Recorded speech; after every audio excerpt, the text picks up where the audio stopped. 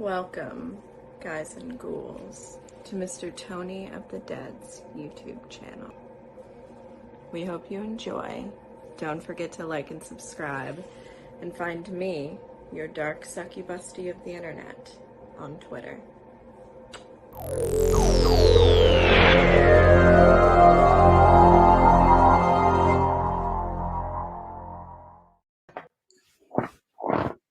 Hello, everybody. Welcome to another Wednesday night of Another Damn Wednesday, episode 3. And with me, How's Hello. it going, everybody? Thank you for having me. No, or doing, you know, I have been recently on, like, kind of. I'm not buying anymore until Maximum Risk came out. Sebastian, yeah, his partner. And they go throughout this film trying to figure out, like, starts making out with him and everything, and he doesn't stop her. No, he doesn't stop her at all. He's like, dude, she's not even looking at him. Like, she's closing her eyes, making out, and he kind of does, but you could tell he's like, should I push her away? But kind of like this. I don't want to tell her I'm not him.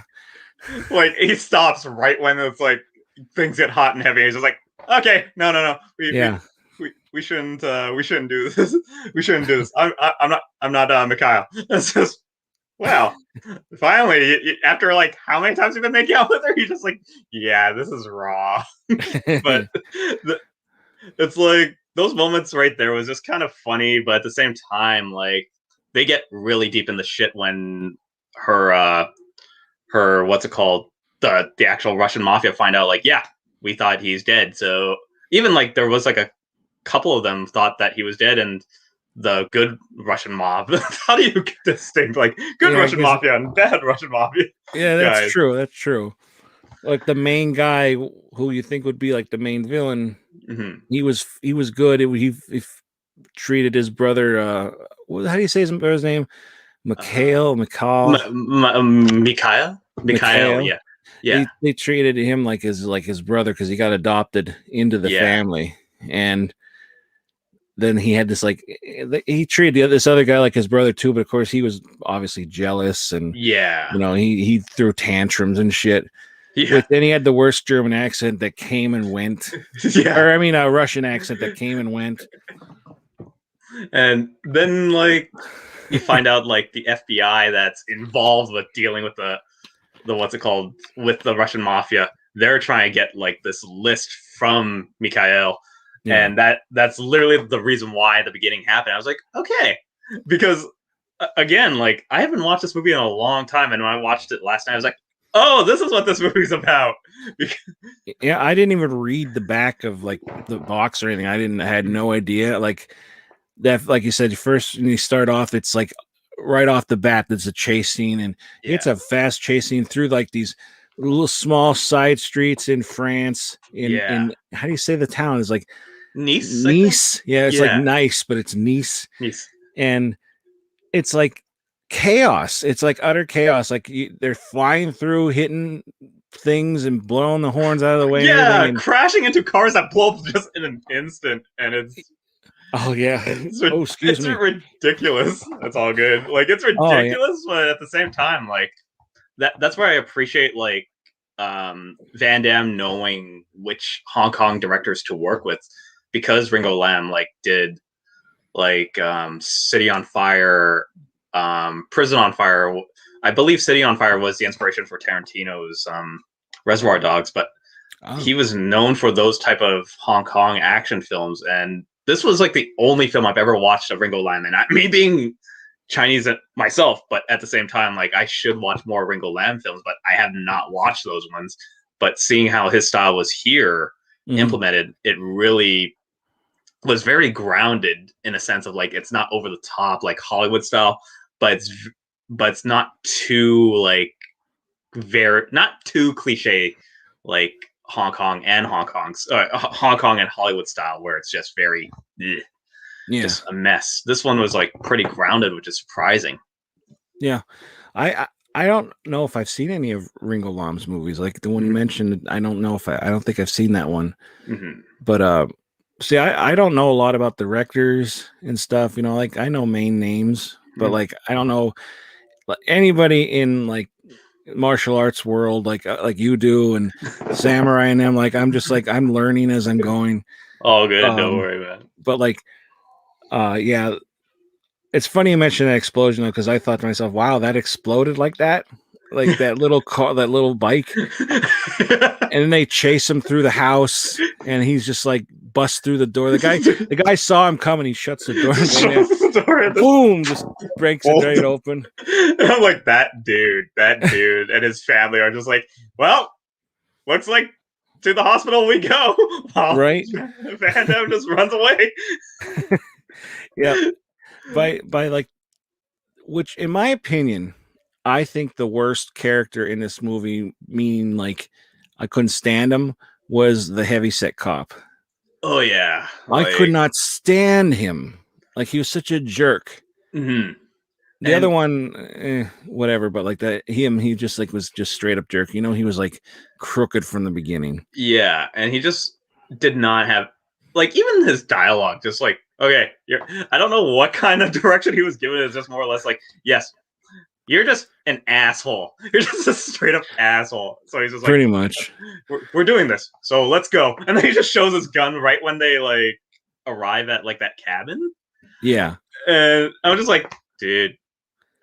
I don't know why you're flashing a gun when like you have your partner trying to be like very discreet about it, and they even like were discreet at first. And I was like, okay, the fact that they were playing it off as like, yeah, we worked with your brother, but we couldn't get to him before he died. Yeah. Like to play that off, but at the same time, like Van Damme saw through that like facade and just said, yeah, if you guys really worked for my brother, how come you didn't protect him? And then the heavyset cop just straight up said, like, you're coming with us. I'm like, you just screwed up the facade, man. Yeah. It's like smart cop, dumb cop. Yeah. Like all he did was start walking like as if he was thinking, and then the guy just walks in front of him. And then it's like, and then Van Damme, you can see he's like, oh, okay. Yeah. You're bullshitting me. Yeah. Yeah. And then when they like finally like after after Van Damme's character like talks with the main boss of the Russian mafia too, like like he gets caught by the officers, and so did Natasha Henstridge, and I was just like, okay, where is this going here? And then they finally like he finally agrees to work with them, and then and again like I don't remember this movie as much because of that one scene between Natasha Henstridge and Van Damme. And again, Natasha Henstridge, like even to this day, she's still gorgeous and whatnot. And like for her and Van Damme to like do what they did in that film, I'm just going, okay, yeah, Van Damme, like the peak of like I don't want to say what a man looks like, but just in that sense. And then here you have Natasha Henstridge was just like almost perfection in a sense. And and I was just like, what's this movie about again? Who cares? That's why, change your clothes again. Yeah. And it was just that. And now that I watched it again, like last night, all throughout, I was like, okay, so she's gone throughout this whole film, like thinking this is his brother at the first part, and the next thing you know, she literally gets pissed off at him right after they get chased, and she just goes, yeah, you painted a target on my back, I'm out of here. And then she goes back a minute later and says, okay, I'm not gonna survive, so we better do this. But it was kind of weird that they actually like got together near the end, especially like, yeah, we're gonna die, so we're gonna do this. And then it was just weird, and especially the ending where he's about to introduce her to his mother. And I was like, like, how do you explain the fact that she dated my brother, and now we're kind of together? Yeah, we're kind of, you know, I guess I don't know. Maybe they were like, she's trying to like say like, oh, they're kind of him and his brother were kind of the same, except the only she noticed a difference when she grabbed his ass. Yeah, like, well, you've been, what did she say? You've been getting bigger since you were gone. Yeah, and I'm just like, Jesus Christ. Not his hair, you know, is different, or his how he dresses or anything. Maybe his mannerism, but his ass. Yeah. His ass is a little tighter and bigger. And that's almost like a reference to like Double Impact in a sense of just like how like the one girlfriend thought like, I like that, like exactly like you said, haircut and then silk underwear. I was just going Right. That's exactly right. The girlfriend noticed all this, but then next thing I know, here's the other twin. Here it's just like, nope, this girl's just gonna take it as is. Like, yep, you're him, even though your ass is like kind of like this. I'm going, yeah. This is weird. I don't think she cared. I think she's like, well, he's not in the mob, and the other one's dead, and I don't know. Yeah. It's like, I don't even remember. Did she cry? I don't even know if she cried over him. No, she just had like this moment of just like, oh, you're not him. Yeah. And then, okay, we're stuck in here. And that's where I thought that was like a weird character flaw of just like, she should have like some sort of emotional like attachment and like grief over the fact that, yeah, you just kissed his twin brother. And he's dead. So there's a mix of emotions here, but at the same time, whatever the way they directed this film was just like, yep, just go with this. I'm going, okay, yeah. Well, like 90s. It's funny too. Like I was looking at his face, and it's like, Bloodsport was like how many years before that, in the 80s, and then this is, and it's like, well, it's not that much longer later, but you could tell he's like matured. Yes. And this is actually a hairstyle that works for him, I thought. Oh yeah. I always think that in his movies, because he usually has some really funky hairstyles at times. Oh yeah. But like when they were doing that chase scene, and like he flies off, his brother in the beginning flies off, and like, yeah, I thought he was gonna land that. And then it's like, no, he landed right through a windshield. I thought, he's not getting up from that. Yeah. And then he died. And then I see Alon or whatever, his, how do you say it? Alon? Ale, I think. Ale. You see him, and I'm like, what the hell? And it's like, oh my God, this is another twin movie. Yeah. Because he does a lot of twin movies. But if you haven't seen this, anybody, and you know that he does a lot of twins, it seems like he does a lot of twin movies. Yeah, they are twins, but he never acts with him. The only time you see them together is when he's looking at the body. Yeah, but I just thought that, oh my God, this is another twin movie, because you have this one, he's a twin. Double Impact. Technically, the replicant, he's not a twin. He's an exact copy of him. He is him. Yeah. But you can say he plays himself twice. Yeah. And then Time Cop, which is not a twin again, but it's still two parts of him, same person. Yeah. But it works. I don't know. I don't even care. But like, I just thought, oh my God, here's another twin movie. Yeah. But it was interesting. It was definitely interesting. And the fact that they, like you said, the hairstyle was like really distinct on like telling them apart. Even in Double Impact, like they had a distinct hairstyle, like for both. Here's who Chad is. Here's who Alex is in the film. Here, this one, like compared to like how his hairstyle is now, which is like either the crew cut or not even a crew cut, just shaved bald, or even like that slick back kind of look. I'm like, man, none of these hairstyles work for him now. No. And I know it's going with age and everything else, but the guy still can like still look as fantastic as he wants to, but it's just, he is really choosing which roles he wants to do. And I think this film, like, it showed like he was getting his acting ability much more better. Right. And which is why, like, I have this film up. I know I don't have Maximum Risk, but I have this film up, and this is like right after Replicant, right after, like, you don't see him in much films after like 2001. And this came out, and I just went, wow, he actually does have a crazy range compared to JCVD. Like that, like this was like right before JCVD, and I was like, holy crap, he actually has range that he actually portrayed, and it was really interesting. And here, where the action wise, Sorry. Sorry. It's not as heavily cut as usually his films are, like in Bloodsport or Kickboxer, where they always do this weird repeating frame of his kicks. Here, he doesn't even do much kicking or even like most of his martial arts styles in it. It's very grounded. Yeah, it's almost just like he has a little bit extra of a fighting technique, but not that he's like a fighter. You know, like he just knows how to fight. Yeah, and has a few kicks. While in Bloodsport, now it's like he's this main big, fighter. You know what I mean? Like it's different. Definitely.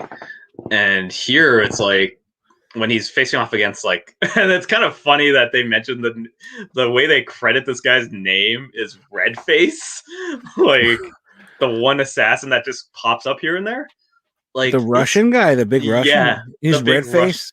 Yeah, his name is. He's credited as Redface in everything. I'm just like, Redface, really?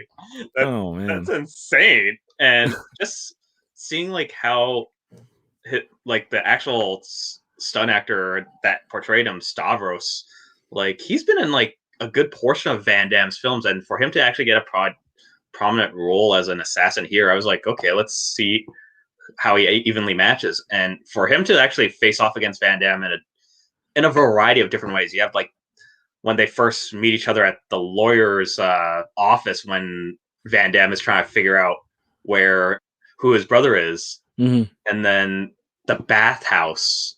That was like an interesting like minus like towels. Like, I was waiting for something to flop out. Right? Like if what's his face, Viggo Mortensen could do it, like, but granted this film was like way before that. I was just like, how is these towels staying on? Like, oh, exactly that. that was the other thumbnail I made, but I didn't like it. Something might have popped up. But all I could say is like definitely when they were in the elevator after he got the list, that was like, I would say that was more of a realistic kind of fight itself, because they were using a lot of grapples and holds in there, because you have someone who's that big and a bunch of kicks and punches will not get this guy down. So, and especially that the fact that they established Stavros's Redface's motive is just stabbing like with a knife, like mostly that. And I was like, okay. And the fact that he uses a knife against him, and I remember seeing this back in like when I was young, how he was trying to get out of that like rear naked choke, and the knife is on the ground, so he just like turns the knife and stabs him in the foot. I was like, I didn't see that coming. I was like, oh, like I can't imagine how painful that was. I know, just right in the foot. And I remember seeing that when I was young, and I was like, oh God. And just how Redface was just screaming his head off. And then finally Van Damme just grabs the knife and just starts stabbing. I was like, oh yeah, that like, it's not as anticlimactic as you think, but it was like more or less like, because they always have like these cadences of like fight scenes and built up to this big climax. This one wasn't as anticlimactic. It was just more or less like it had brought up what it was supposed to do, because it was such a more realistic fight scene. And then when we get to the ending where he's trying to save Natasha Henstridge from the two FBI guys, and they end up in that warehouse, the meatpacking plant.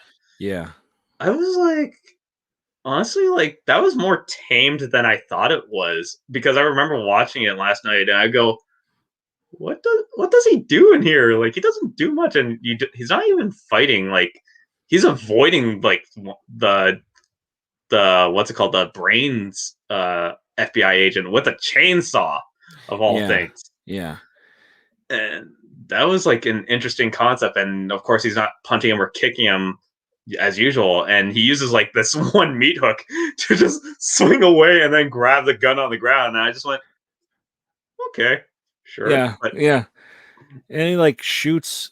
It's funny too, because when he went, he had here's another thing we can say.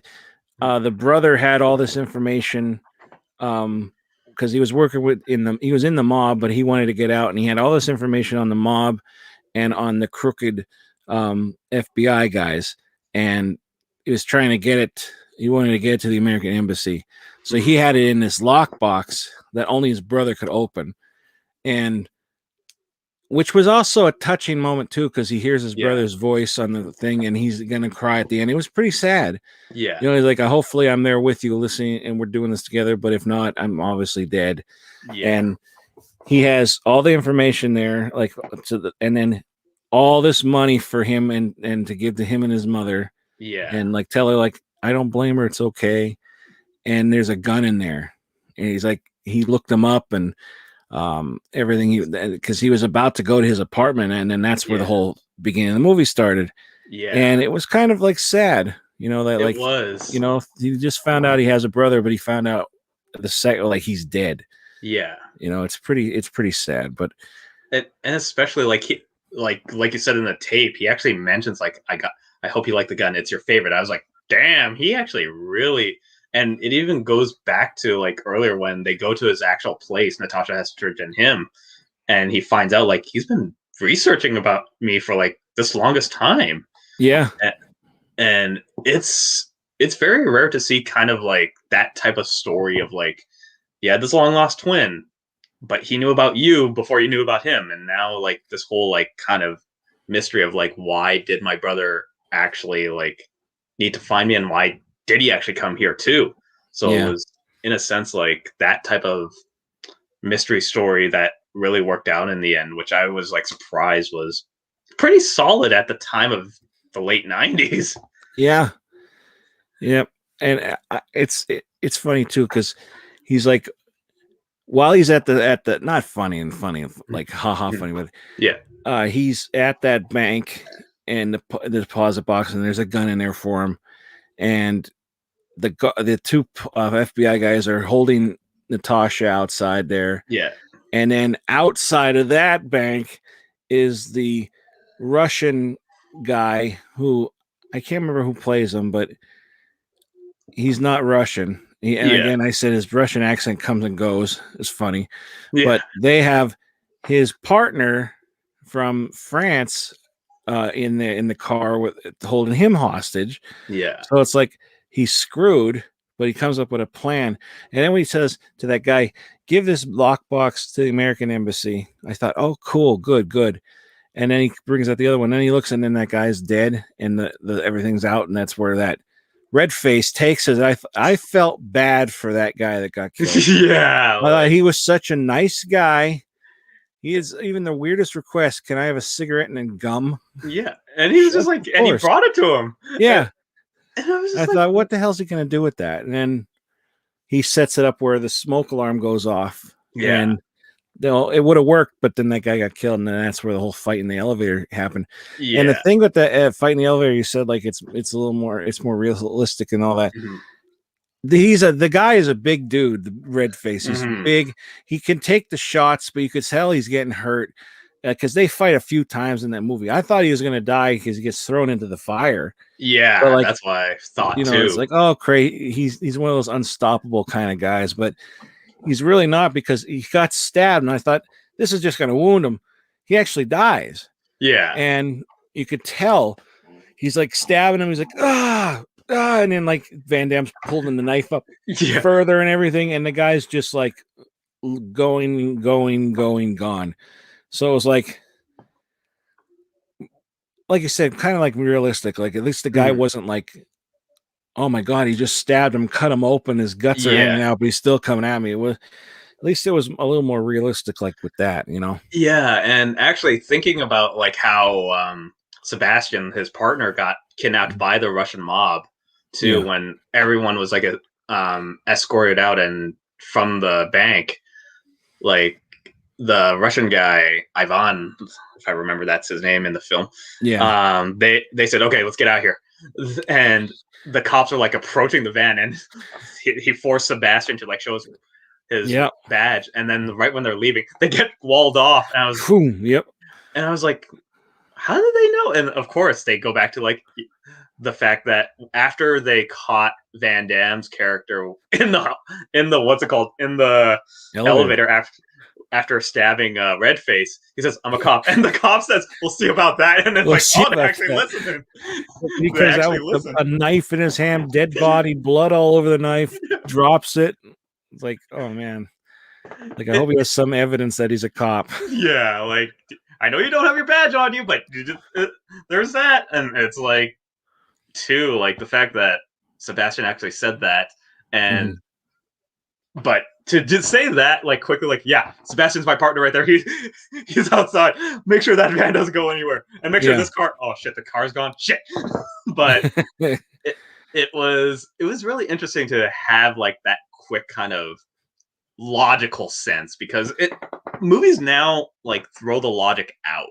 Yeah, and these are like quick, simple, logistical kind of things, and this is where I like as much as we've been on streams and we hear like certain Van Damme movies get bashed, but this one was actually like a hidden gem. Like, this one was actually not bad in terms of logical thinking and just how like certain things were like intricate in it.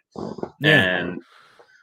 And I just remember like I was like reading up so again, like I was watching the Good Bad Flicks review of retrospective of like how in depth this film was about, and they actually apparently there was a line in the dialogue of the trailer that mentioned like Van Damme was originally a hitman, but no, they switched that somewhere. But the fact is, even though they threw the line in there, like, so what were you, an assassin? And he was like, no, a sniper.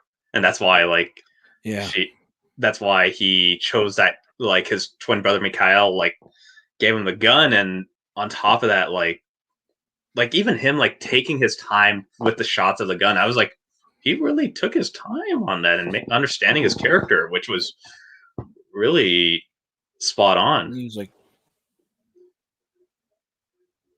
yeah, like all the cops are shooting up the van and they can't shoot him. He shot the driver right in the eye, which looked really cool. He's like, it comes back and his eyes all fucked up, and pretty neat. And just remembering this movie was pretty, like, watching it again last night was just very visceral, like, in a sense of, like, you rarely see like that type of kind of violence now, and this was like rated R back then. Yeah. And looking back at it now is like, it still holds up on, even though it's just quick cuts, not compared to like nowadays where they just CGI everything. These ones were like, they knew how to do the squibs. They knew how to do the makeup right. They knew how to do everything just right in this film. And again, that's like Ringo Lam's style of like Hong Kong action. And for this to be a Hollywood film too, like, it was, they really trusted Ringo Lam and Van Damme to do something right with this film. Yeah. Yeah, I mean, it's funny because I always, Bloodsport's my favorite movie, and it's like, obviously martial arts, and there's kickboxer martial arts. I've been watching a lot more of his movies where he's a cop or something like that, and I've been enjoying that way more. I don't know. Like, I always love them, but like this was great. Hard Target's a little ridiculous, but that was great. That was a great film. What the hell is it called? Sudden Death. Yeah, is really good. It's a little ridiculous, like, of course, with the punching of the what's that called? Animal? Or not the mascot. The mascot. Right? Yeah, that. But it was great. Yeah. All I can say is that one's better than the one that I worked on. That's not a shot, everybody. If you go watch it, like, if you watch this movie side by side, you'll just be like, you worked on this? I'll be like, yes, I did. And I was just an assistant director. I didn't do any of the stunts. I didn't do anything of that sort. I just worked on it as an assistant director, just watching it all. And trust me, one day I'll tell a whole story about it, but at the same time, now's not the time. But the original Sudden Death was better. And I'll still say this. Time Cop makes more sense than fucking Tenet. I haven't seen Tenet, but all I hear is nothing good about it. Yeah. Because like the fact that Van Damme says same matter cannot exist in the same space, I was like, why does that make sense in this film? And then in Tenet, I'm like, Is Tenet's like a time travel movie? Yeah.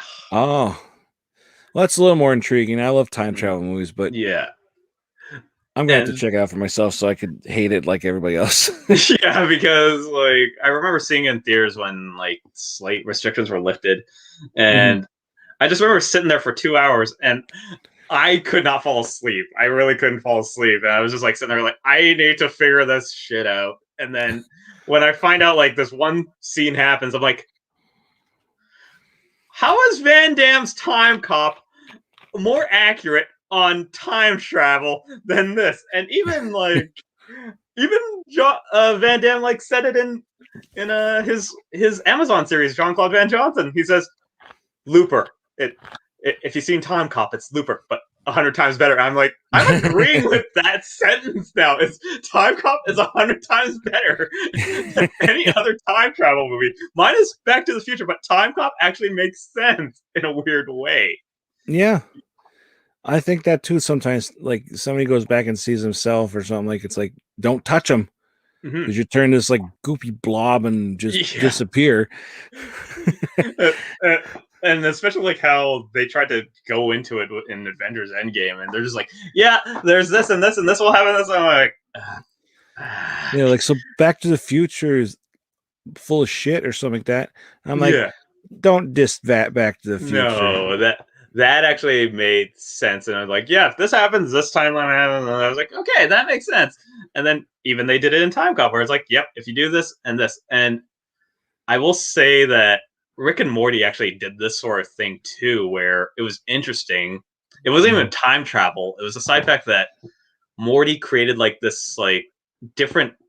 Every time he had to respawn, there was like so many different timelines that he did, and I was like, okay, that's an interesting concept, and that made me think like if they actually tried to redo Time Cop, like so you have like the main timeline, which is like right now. And if one person had to go redo that timeline, one timeline would still like happen the way it is, like as normal. But the other timeline, which that person redid, he would have to live that timeline out because the one person of the original one is like right in there. So literally, it's like we said, same matter cannot exist in the same space, and that made me think like if that were to happen, that's how they have to explain it, and then that's how they have to police it even more of the alternate timelines and different universes and shit like that. It just hurts. It just hurts my head, but at the same time, that sci-fi is good like that. Yeah, because you don't know if you're right. There's theories, but who knows? But I mean, as much as I don't like seeing things get rebooted or remade, that I wouldn't mind a Time Cop just because I'd like to see what they do, and because it's time travel. I guess I'm just a sucker for time travel. No, I agree, especially to do that type of film too, where people are just because everyone always has that conversation about time travel about I would go back and kill Hitler, and everyone's just like talking about that, and even Deadpool 2 says, yeah, go back and kill baby Hitler. He goes and tries to do it in one of the unrated cuts, but at the same time he's like, yeah, I'll just give you to my friend Cable. I'm going, okay, they made fun of that, but at the same time there's no actual film in terms of time travel that I know, because there's still lots more to watch, that actually takes it seriously of like policing it and actually taking account of like, yeah, if you change this timeline, that timeline still exists in this part. You just end up in this timeline right here, right now, that you changed. And I was like, okay, so if he went back, he would still change that, and it keeps diverging into different timelines, but the alpha timeline still has to happen. Yeah.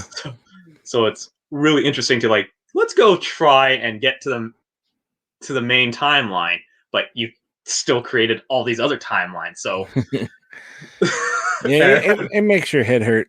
It makes your head hurt. This is where we go to that Austin Powers the Spy Checker. I've gone cross-eyed. Or you could play the time travel game like Bill and Ted, and just like when I win, I'm gonna have this, and when they got the cage and all that shit. I'll tell you my theory on time travel, which still makes me think about it, but and then we'll get back to the. We're talking about time cop too much. Yeah, I know. But I think that if you want to go back and do something, you have to stay there and live out that time. Yes. You can't come back, because say you do want to go back and kill Hitler. You go back and kill Hitler, then you would have never traveled back to kill Hitler, because he would have been dead. So you can't return. I think you'd have to stay in the past and just live it out. Definitely. So I agree with that, especially like you have to stay in the timeline, because like however else, like if you went, like if you had to stay in that timeline, there was no way you could go back, because technology would not exist in that timeline. Yeah. And especially what advancements would happen at that time too. So everything would have been different. So you might even disappear, you know? Exactly. I don't know. No, it's exactly. And that's why Back to the Future actually did it kind of right, where if Marty's parents were not together, how is he to exist? Exactly. Yeah. What we got back to our subject of Orlando says, check out Final Score. It's a great one. The same premise as Sudden Death, but at a soccer game. Final Score. Is that Van Damme? Or is that just another one like it? Oh. Final Score. Okay. It's a sorry I'm late. You and PSG are on at the same time. What are you guys trying to do to me? Yeah, I don't know. Everything got screwed up. And yeah, he's on right now as well, mainly for the members. It's a member stream. If you a subscriber stream, not a subscriber. If you pay a monthly thing, whatever that is, which I do, but I'm, it's okay. We'll figure it out next week or something. All good. Talking of sci-fi remakes, I just rewatched Total Recall. Was underrated. Pen on Rotten Tomatoes. I have mixed well, not mixed feelings. Sorry to say, I really dislike the remake with Colin Farrell so much. I love the Schwarzenegger one, but I definitely do not like the 2012 remake. I saw it once, and I'll be honest, I never went back to it. I don't remember. I don't remember I'd have to rewatch it. I don't remember hating it, but I don't remember if I liked it, to be honest. I just remember watching it in theaters, and I'm just going, okay, this has so many lens flares. This is really taking me out of it. And it's like, there it is. And everyone says, oh, if you hated lens flares, how come you don't hate Star Trek, the 2009 version? I was like, I didn't notice it. I didn't notice the lens flares in 2009 Star Trek. Here, it's just in my face so much to the point where I'm going. And but also the side fact that I know they tried to go faithful to the adaptation of to the novel, but you can't go wrong with the Schwarzenegger version. That one is just pure like action and old school with Schwarzenegger, and you don't really have to think about it as much. Whereas this one is just like, what? Exactly. That one is just a masterpiece in its own. Oh yeah. But then again, Schwarzenegger, whatever he makes, minus certain movies, I do have a list, but it's just Schwarzenegger makes some really good films. Oh, I love them. Yeah. I haven't seen all of them. Like I haven't seen some of the ones that he came out with within the last few years. But like there's still other ones from the past that I haven't seen either. But I mean, I've seen all his like mainstream ones and everything. Like Killing Gunther, I remember watching it. It's still kind of funny. Yeah, I haven't seen that one. Okay, I won't say anything about it, just out of respect. Oh, he said Final Score. It's another one like Sudden Death. Van Damme isn't in it. Batista is the lead. Oh, that's right. Batista is the lead? Damn. I think Samurai told me about that one. That's right. Interesting. I gotta check that out now. Thank you. I love that name. What's up? Can you take all my 10 inches? No. You guys should rewatch it. I think it suffered from being compared to the original and people not liking remakes in general. He's talking about the Total Recall. Which, like there is that thing about like always being compared to the original too, remakes being compared to the original, and we've talked about this with Dredd and Judge Dredd, and that's what made it suffer. Whereas Dredd was much more better than Stallone's Judge Dredd, but it's a very rare instance like how that works, especially when you're trying to like. I just remember at that time with what was it? With the remake of Total Recall, it was just it's a thing that Master Chaos even brought up, like the CGI, and I'm not saying nothing wrong with the CGI either. It's just there was something really off about it. That's just my opinion, though. So again, was it maybe too CGI'd? I don't know. It was just more or less like. I have to rewatch it. Sad part to say, I might not rewatch it because I'll know that the lens flare was like will take me out of it. That's the only thing. But I appreciate I love Food's comment of trying to rewatch it. I appreciate that. But again, my opinion is just but you're not gonna do it. Yeah. No, at least you're honest. Like, yeah, I'll check that out. There's so many lens flares. I'll let her check to see if JJ directed it. No, but here's the other thing that kind of bugged me. I know we're supposed to talk about Maximum Risk, but we'll get there. We'll get back to it. It's good to interact with all you guys. That's all I could say. Right. It was at that time where the director Len Wiseman was still married to Kate Beckinsale, which I found weird that Kate Beckinsale's character was Sharon Stone's character from the original one, and then next thing you know, she was supposed to die like near the beginning. And I'm going, she's not dead yet. She's not. There's some favoritism afoot here. So there was that, and also the side fact that Star Trek was big at that time because like JJ made it bigger, and then here, like they were. It's really keeping up with the fad of so many things. Like every film had to like jump on board with like so many things of like. Yeah, this movie made that, so we have to do this. This movie made that, so we have to do this. Like, for example, like I remember, let's see, what was talking about this? I remember that when the Mortal Kombat, the original Mortal Kombat was being made, there were some doubts because, hey, look at Super Mario Brothers, look at Double Dragon.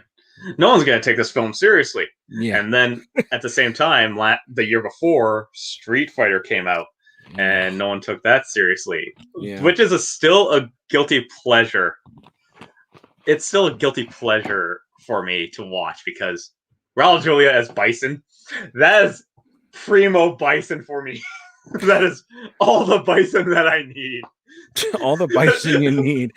Because for him to actually say this to Chun-Li of like, the day that Bison graced your village was a day that you'll always remember in infamy. But for me, it was Tuesday. I'm like, oh, burner. So for that, and then and everyone was just like backpedaling just in case to make sure that Mortal Kombat was right. And then when Mortal Kombat came out, that sort of broke that kind of fold of like, here's how video game adaptations could be. Yeah. And it was right at the time. And then that same director made Resident Evil. And we know what happened to that. Well, Resident Evil, it was okay for what it was, but I was hoping it was going to be more like the game. Yeah. But maybe it would have been boring. Because at least they made. I mean, they'd be in a house all over the, back and forth, back and forth. But this is like, I don't know. I didn't hate it. I liked it for what it was. Like the first two films were not bad. That's what I could say. Third one, I still can't believe I own it. But it's kind of funny that we're talking about video game adaptations, which we will be on tomorrow, talking about Hitman and that's right, and Max Payne. Like. And I'll be ranting about that nonstop because I'm looking forward to watching it and then hearing about why you hate it. Don't hate it. I don't know. Just like video game adaptations in general, like it's really hard. And I'll mention about it, like why Assassin's Creed and the Tomb Raider, the reboot Tomb Raider with Alicia Vikander were like, it was there, but it was just like there's something off. And I will mention it tomorrow, where like Assassin's Creed put me to sleep. It literally put me to sleep. Really? Yeah. And then watching Tomb Raider in theaters, I'm like, okay. And then when we will get to Hitman and Max Payne tomorrow, I'm just gonna be like, okay, here's my thoughts. But it's literally how like the fad always is with film. So what would happen is like if a film had like this sort of like outstanding kind of feature about it, like theme, or even like this kind of like oh man, it's hard to say exactly, but style about it. Everyone would try and jump on that style, because I remember when the Raid first came out, the first Raid came out in 2012, and they were trying to get that Teenage Mutant Ninja Turtles one produced by Michael Bay out. They said, yeah, we're going to take all the ninjutsu out of the Ninja Turtles, and we're going to make them know how to learn Salat. I'm like, are you fucking kidding me? Are you that stupid? So for this sense of like how Total Recall was, it was trying to be like back then, like Total Recall in the 90s with Schwarzenegger, I'm not saying it had a message, but it had something to say back then. I don't know what it was. Whereas because the message was get your ass to Mars. Get your ass to Mars. Now right? We're finally getting there. Yeah. Thank you, Elon Musk. Let's do it. Yeah. And then here it's just like I felt really no connection with like Colin Farrell's character, why he has to do this, why he has to do this, because like it's almost like the Old Boy remake, where it's just beat for beat. And yes, studio can interfere with everything because studios say, yeah, we know what the audience wants. And I'm just going, no, you don't. No, you don't. No, they don't. This is why most of your films have been failing. And for the fact that they actually trusted Ringo and Van Damme to do Maximum Risk the way they did, it worked out the way it is. There, I segue back to Maximum Risk, everybody. Yeah, I was ready to I was gonna hold this up. Look at it, roll right over my face. Yeah.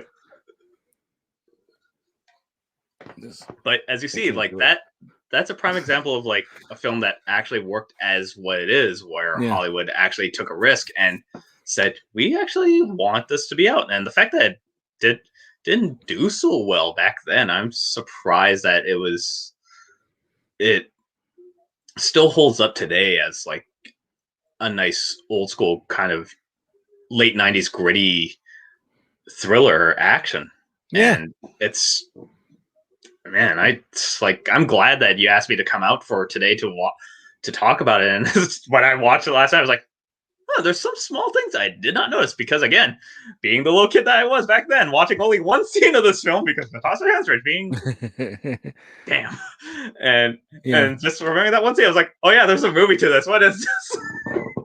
He's talking about where she gets changed, and we get to see her bloops. And you're talking about that scene. I'm talking about the scene where they get a. And then there's another one too. Yeah, they play hide the tube steak. There you go.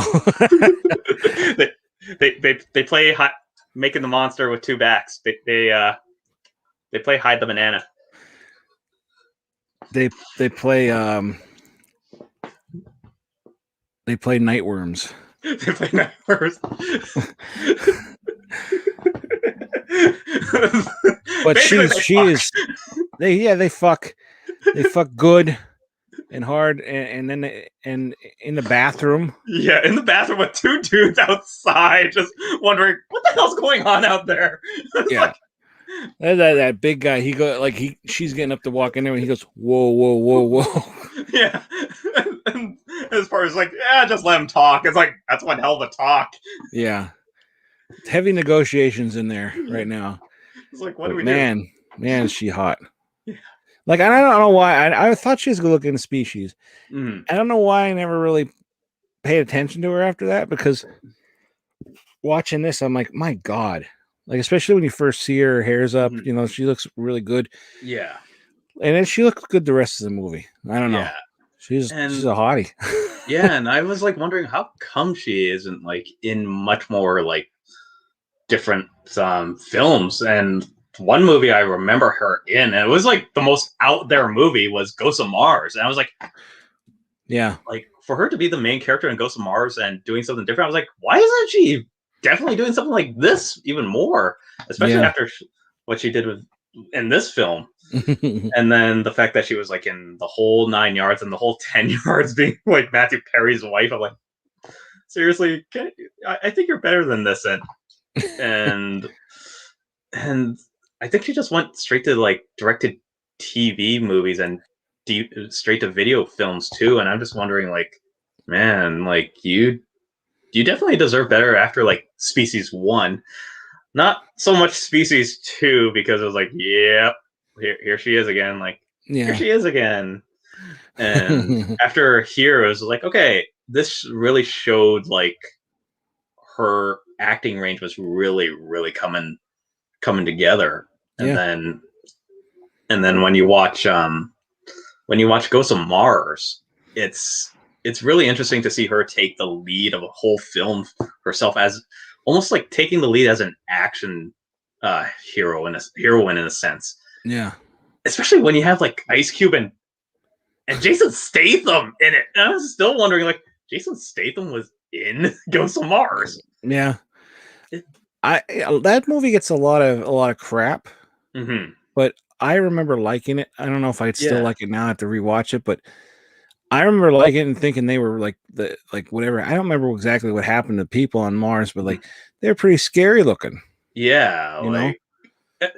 And come to think of it, and oh man, I'm gonna reference this too tomorrow. Like, noticing about like Ghost of Mars, every movie that has like this post-apocalyptic kind of feel or whatnot, they always show like this scene where they're blowing up shit and they're holding up the heads and weapons. That clip in Ghost of Mars is always used from like different other movies. I'm like, wow, you're just gonna use that clip over and over again? Like, why? Like, go shoot your own shit. Why are you doing that? And even that's like a trend too, like just reusing whichever scenes from other movies and just put it in this movie. We own the rights. We'll take it in this movie. And I'm going, just no. And did you ever notice that one scream that's been throughout the years, like for a long time? It's like that one? Yeah, it's like I can't do it obviously, but it's like a high pitched like woman scream.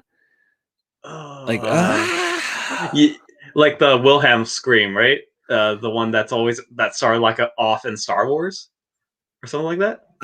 I'd have to find it. I don't know, but like they use that scream. A lot of people use that scream. Yeah, and it's throughout forever. Like probably back in black and white days, and they still use it. And it's like it must be like royalty free or you know, whatever that's, you know, it has to be. But I heard that so much throughout you know, movies and stuff. It's funny. No, and I just like no one could do as original things anymore, because it's like if you're trying to do something original, it's not going to make us money. But even then, like sometimes you just have to take a chance on different stories, even though it's like, it's like this, it's like this, it's like this, but give it a chance, because you don't know. Like, for example, Army of the Dead, the trailer that got released for Zack Snyder's new film, Army of the Dead. I didn't see it. I will say, yeah, so, like the trailer for it, I kept wondering about it, going like, okay, I'm kind of interested, and then it got to like saying about the zombies, and I'm going, okay, that's kind of interesting that it's gotten to this point, and the fact that they're not saying it's a direct sequel to his remake of Dawn of the Dead, the fact that it's like this different idea that he's doing, I said, okay, it's pretty interesting that this person is hiring Batista and this group to do the biggest bank heist in Vegas before it gets bombed, and the only obstacle is all the fucking zombies. And I was like, that's pretty interesting for him, for Zack Snyder to not have done anything original since Sucker Punch, because everything was like, his first film was a remake. His second film was 300, I think. After that was like Watchmen, and then Sucker Punch was like his first and only original film. And then I think he produced like this owl movie, Legends of the Ghoul, Gaul or something like that. And then he did like Man of Steel and all these other films. And then I was like, when is he gonna make something original? And the fact that everyone now is like saying, "Oh, he's coming with Army of the Dead," and to see it, I'm like, you know what? I'm, as much as like everyone shit on Zack Snyder, he actually finally got to do his Justice League film. Finally put it out there this year, and after spending 4 hours and watching, I was like, okay, it is slightly better than what we got back in 2017. And I just see Chad saying, "Is Army of the Dead a sequel?" It is not, because I know that Dawn of the Dead is a remake of Romero's Dawn of the Dead, so it's not a remake from what I've heard, or a sequel. It's not a direct sequel. So for Zack Snyder to actually do an original film and to go back to like the film that the genre that actually started him off, I was like, okay, this is kind of interesting to see after like, and something original in a sense, because like it's really interesting. Because I'll have to watch that trailer. Yeah, I heard he was coming out with it, but I didn't watch it. But I mean, I'm one of those people that I love Snyder. I love his movies. Sucker Punch, while it's not the greatest, I think it looks amazing. Like I love the way he does his style. I love the darkness of him. Like Man of Steel, I liked how it was a darker Superman, you know. Justice League, I like Justice League. I like the other cut. I like Batman vs Superman, Ultimate Edition. I like them all. Now they're not perfect, but I really like them. I love that Batman, you know. And all I could say is like the fact that I bought Batman vs Superman when it came out, and even saw it in theaters. I was like, what is interesting at this point of time is, for the past 10 years now, was the fact that all these comic book movies came out. And the fact, too, is, when are we ever going to see these as a movie? This was like a thought, not even just a thought. It was always on comic books and in novels. And for it to actually finally come into fruition, it was at that point of like, how do we finally get to see this? And they finally said it. And granted, I was just like, okay, do I want the Justice League movie or do I want the Avengers movie? And I just remember back in 2012 again that the comic book fatigue was right there. Even after Dread came out, I was like, okay, I'm done with comic book movies. And then I just remember like my friend always like taking me to go see like, let's go see this Marvel film. I'm like, oh god. And then finally we get to Avengers Infinity War. I was like, okay, there we go. That's what it slightly built up to. Okay, let's get to Endgame. Finally get to see Endgame. I'm like, you know what? Please tell me it ends here. Even though it's like, here's phase 4 and 5. I'm like, you know what? You guys are scraping the bottom of the barrel. Just stop now. Stop with Disney Plus. Stop with this. And then when everyone thought that Man of Steel and Batman vs Superman was building up to the Justice League, and then you had like everyone backpedaling because of certain things, and also what Zack Snyder was going through at that time too. Like there was like no one spearheading it. Like Kevin Feige spearheaded the Marvel franchise. So they really had no one stable, like as a producer, to see the vision of everything, how it needs to all come together. And when finally they said, yeah, after 4 years, we're going to finally say that here, Zack Snyder is willing to show his Justice League, please forgive us. It's like, no, we won't forgive you, but thanks for listening to us. Like, we finally got it. And which brings up this kind of point. The fact that the audience and fans of any property will actually support the property until it happens. And I kind of wish that happened for Dread, but the thing is, like, it's really getting out there to the point where the fans have a voice to actually get what they want, in a sense, sometimes, whether it be good, whether it be bad. Yeah. And today I just learned that one of my favorite shows is officially getting its 3rd season on HBO Max, and that is Warrior. Yeah. And that, I am happy to hear that show is coming back for another season. And especially for those that don't know what Warrior is, it was an original, it was made by Cinemax, and it's produced by Justin Lin of the Fast movies. I'll get into that after. Jonathan Tropper, who did the Banshee series, and Shannon Lee, who's Bruce Lee's daughter, and it's based off his old writings of this series that was originally supposed to be Kung Fu, but since they went with David Carradine of Kung Fu, this was supposed to be Bruce Lee's series and his own story. And after 2 seasons on Cinemax decided to like cancel all their original programming, and HBO Max picked it up, streaming it, saying, "Okay, this is its new home. We'll see if there's an audience out there." And the audience listened. This happened like in 3 months after it showed both 1st and 2nd season on HBO Max, and everyone said, "Yeah, we want a 3rd season. Let's finish this." And as of today, season 3 is about to happen. Nice. Yeah, and I can't be more happier than that. And really, I have to watch that one yet. I don't have HBO, so I'll have to find other means. But yeah, I'd like to watch that. It sounds interesting. But it is unpopular opinion, and I only can say on what I've seen of David Carradine. I think he's terrible. Oh yeah, I think he's a terrible actor. Like, I don't know. There's like fanboys out there, and I just don't like him. Yeah, I think he's terrible. I just know he has this weird dryness to his like acting. Yeah. That's a weird kind of thing, and it's called choking. You're choking. I don't know. I like knowing that Bruce Lee was supposed to play Kung Fu and seeing how Bruce Lee acted, and then seeing that he got replaced by David Carradine. It's like, oh my god. Yeah. Like, I can't imagine how good that show would have been with him, with Bruce Lee.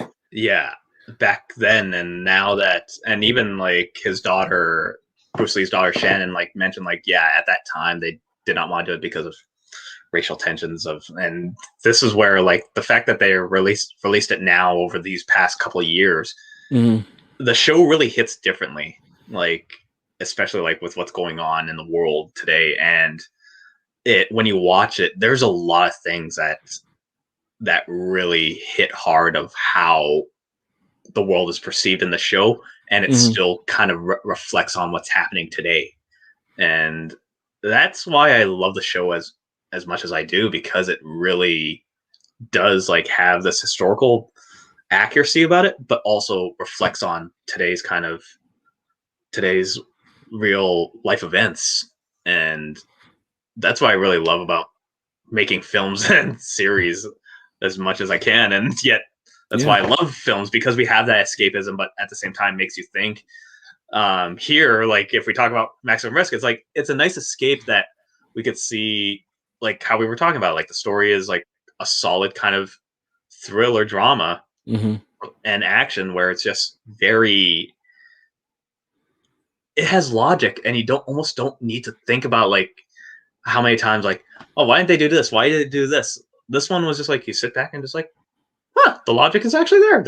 The characters, even though they're talking about it, it's like, it's there. Yeah. So I was pretty happy about that. And the fact that I was just like sitting there last night, just, oh yeah, there's a movie around this one scene. but at the same time, like, I had fun with this film. Yeah. It's a good, it could put anybody in their place when they say he's not a good actor, I think.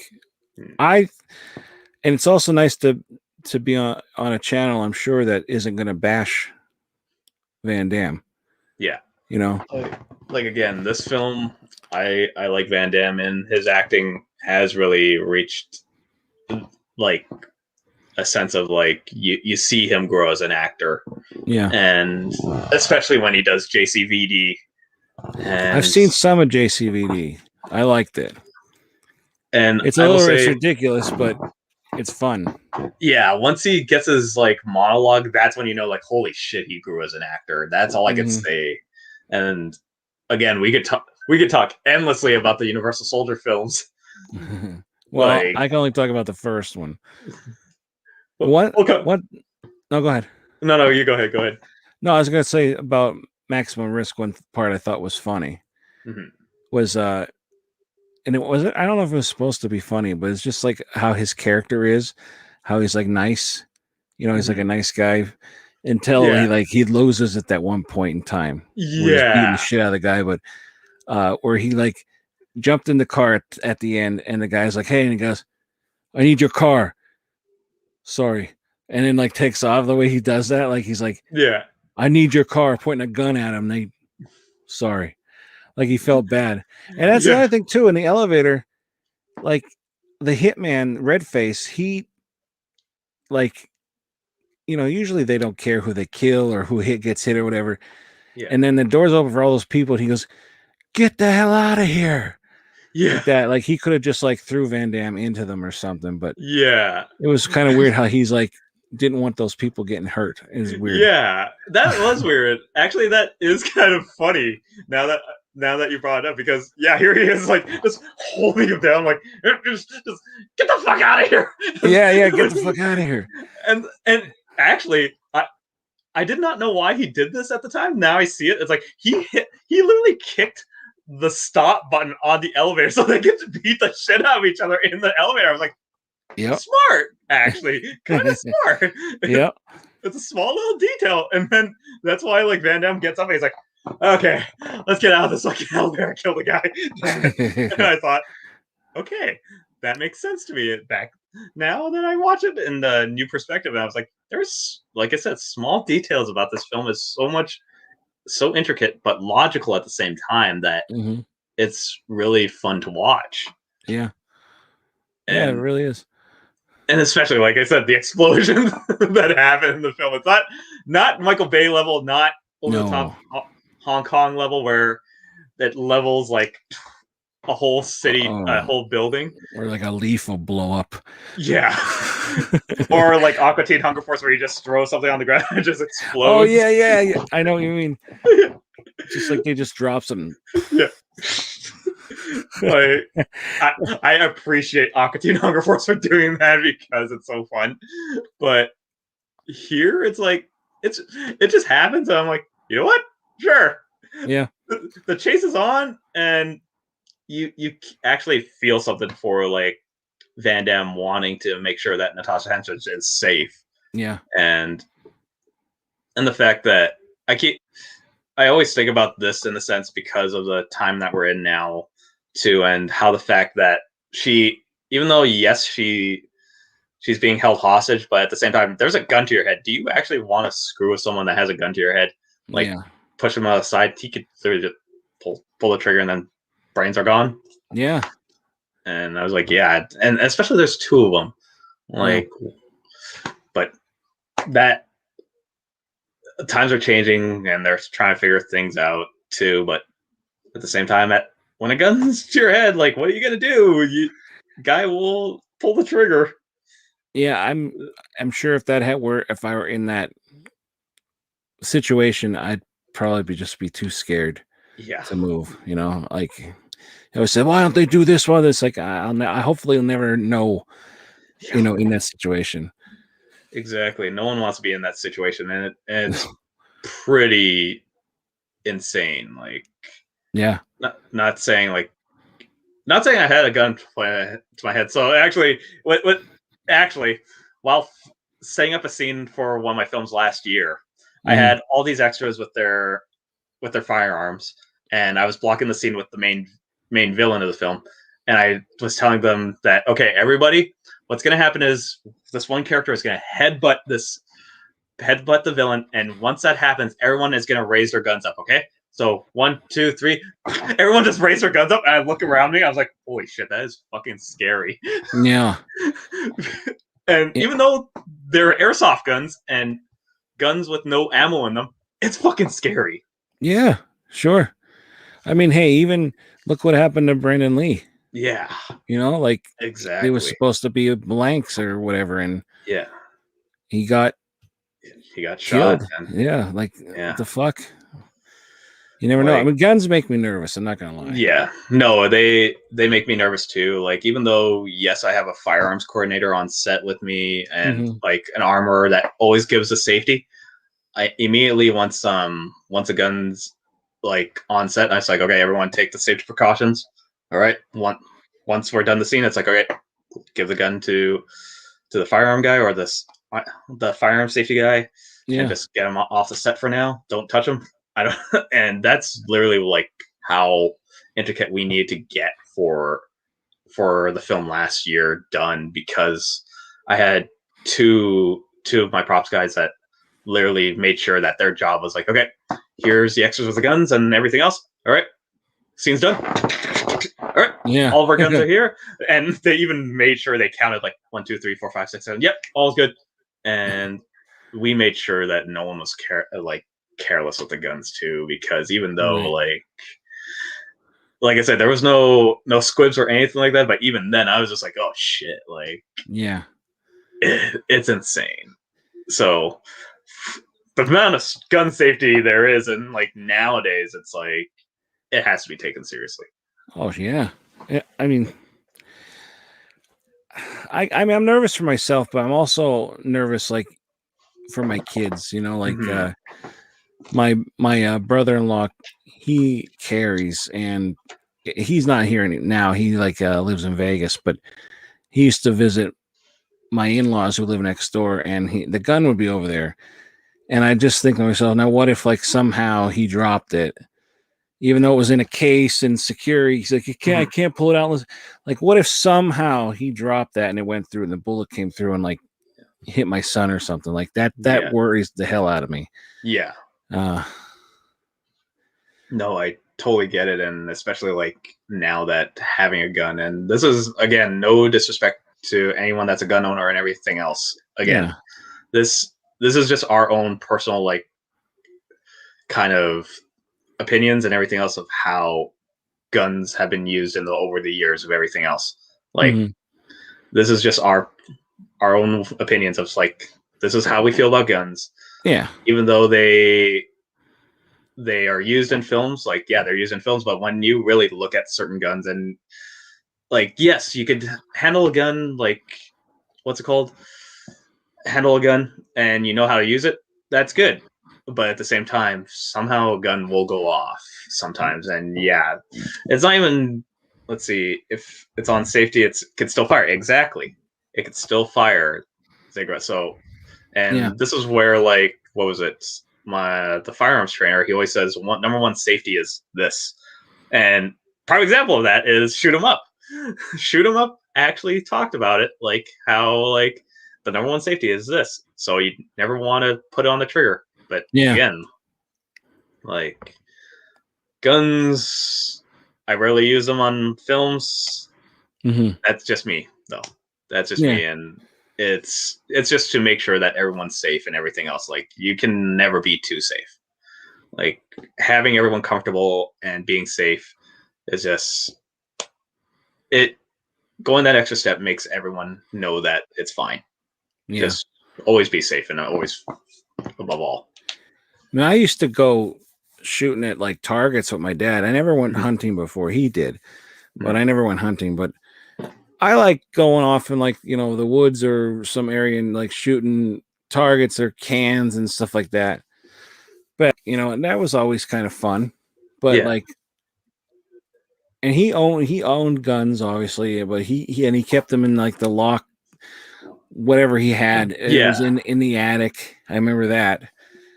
And it was funny, like, even then, like, I would see it, but I would never want to touch them, you know, because I don't know if, like, I don't think they were ever loaded, but I don't know that.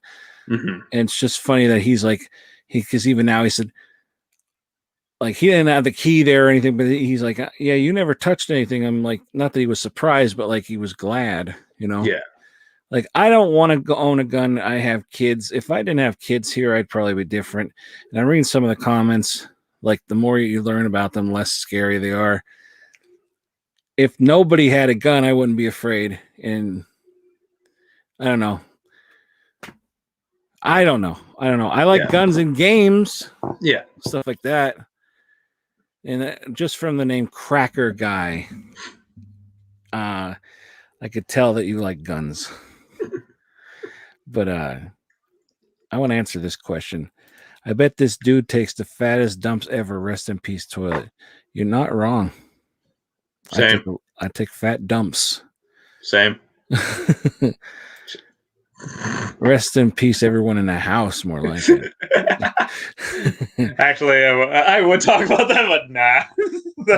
That's on another day of streaming of like, yeah, let's talk about our shits. That's more of a Saturday night chat. Right? Just sit back and like, so what's your shit like? Orlando says it was a first time watch for him and he enjoyed it. That's awesome, Orlando. This is my first time too. I've never seen that movie. Mm-hmm. I thought I did and I didn't. When's the next watch along? I have no idea. I'm setting some things up, but you know, we'll see what's going on. Are you going to do Lionheart for another damn Wednesday? I think so. We've been talking. I believe so. I mean, and if Kyle wants to come on for that, he's welcome. You're welcome to come on there. Any of these. Yeah, I appreciate that. Definitely. Thank you so much. Yeah, no problem. Yeah. I enjoy having you on here. We're not leaving right now. I'm just saying. No, good. Enjoy it. And Michael says, in watch Double Impact the other day, don't think it aged that well. I'm still wondering how they actually filmed the scenes with his double and how he had to do it back to back. I'm still wondering that, like, that's still wondering for me of like, how did they actually get Van Damme to like get the same body double, but also like it's got to be tough. It's got to be tough to do that, like especially like if where they're talking to each other. Like I don't know. Yeah. Sometimes like in a show, it looks terrible. Like, I saw, and it's funny that because it was on Family Matters when Steve was talking to himself, like, and there were times where it's like done very well, and then there were times it was like obvious they're like, you know, just standing there, talking to like nobody. But there were times I was like, oh, they really did a good job with that. You wouldn't even think, but actually, a show that I worked on actually did that sort of thing, and it was they had the main actor and his body double, and then we had to send him back to get changed, and then his body double would play him then, and then he would play his alternate version of himself. And the way they did the camera was mostly like already programmed to stay the way it was.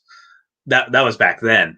Like, but for like back then for these two films, I was just like wondering, well, how did they do it back then?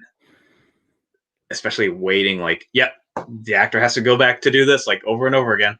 Yeah, because it's insane to do that so quickly. Yeah, you got to do this angle and that angle. Make sure things are, you know, continuous shot. It's exactly. That's why I'm glad I'm trying to just act in movies, not direct and, you know, be all that shit. Yeah, especially trying to do a time travel movie with like, how many times do you have to do the multiple thing? Let's just have you there and then do it on this side, do it on this side, do it on that side. Like, oh, Dallas, I own 5 guns. I own 2 guns. Right here. I own 0. Oh, yeah, right. I live in Canada. You do? Yeah, I live in Canada, so is it true that Canadians, it's safe enough to leave your doors open at night? Depends on the province. Depends on the province. Like certain cities can do it, but it really depends on the city. So I remember watching Bowling for Columbine, and he went to Canada, and he was just going up to people's houses and starting to walk in because he wanted to see if it was true. And a lot of the ones that he went to were unlocked. Yeah. And then the person was like, "Oh, hello." You know, they're all nice about it. And I thought, is that real or not? But so it is, depending on where you live, you can probably just walk into somebody's house. Yeah, definitely. Because like, what was it? A friend of mine, she works in a small town, and she says like everyone just knows each other, that they just like walk into each other's houses. I'm like, okay, cool. You know, when they do that on a TV show, I can't stand it. Right? Like, I think that is so rude. Just walk right in. like what's it called? Those two cops or those two FBI agents could have walked in on Van Damme and not the We're just like, what's going on here? And it's just like, wow. Right.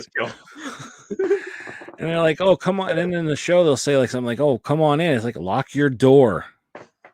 Lock your fucking door. You don't want Steve Urkel in your house. Oh, God, no. just comes in, hi, everybody. I'm like, why are you? Like, I know we're neighbors, but that does not mean welcome my neighbor every time. Like, the fact that they had, like, Steve Urkel and Kimmy Gibbler, like, always bursting into the door. But the fact that Full House says, yeah, it's always open. I'm like, they ring the doorbell. They knock on the door. They're decent enough to actually say that. Whereas Kimmy Gibbler just like comes in and is like. Thing with her though, at least you knew if she came in, it was just going to be annoying. Yeah. Steve Urkel came in, you know, something was getting broken. Yep. You know. Man. Always did I do that? We recently finished watching that entire series. I'm a huge fan of Family Matters. I laugh at that like I used to laugh at it back in the day. Yeah. I love Steve Urkel. Yeah. A lot of my subscribers hate him, but I love him. And he just recently, Jaleel White is coming out with his own brand or own, I don't know, of marijuana. Oh, really? Wow. And it's going to be called Purple Urkel. And I said, you know, I don't smoke marijuana or anything, but I would smoke that. Just because it's awesome. His. Yeah. That's actually Purple awesome. Urkel. The Purple Urkel. I follow him on Instagram, and he got his a COVID shot a couple weeks ago, and it was really weird seeing him on there cursing. Like he's saying shit, and then he said the N-word a bunch of times. Yeah. And obviously he can. And it was just weird to see, you know, Steve Urkel saying that. And I was like, this is weird. This is like a different like dimension. Like where they could actually just start laying it out. And I'm going, holy shit. Because growing up at that time, you're just like, yeah, these are just like the nicest people. And then you hear them drop fuck, shit, motherfucker. I'm going, oh, damn. Yeah, it's weird. Like people that you see on shows, it's like that's not really how they are. Yeah. But that's how you know them. But, yeah. You know? And then you see them in real life or at a convention or something. It's like they curse. And like you said, and it's really weird. Yeah. Kind of relaxes you too, because then you're like, okay, they're a real person. Yeah. And that's why I actually say this a lot to people, that if no one actually swears in front of me, I just can't trust them at all.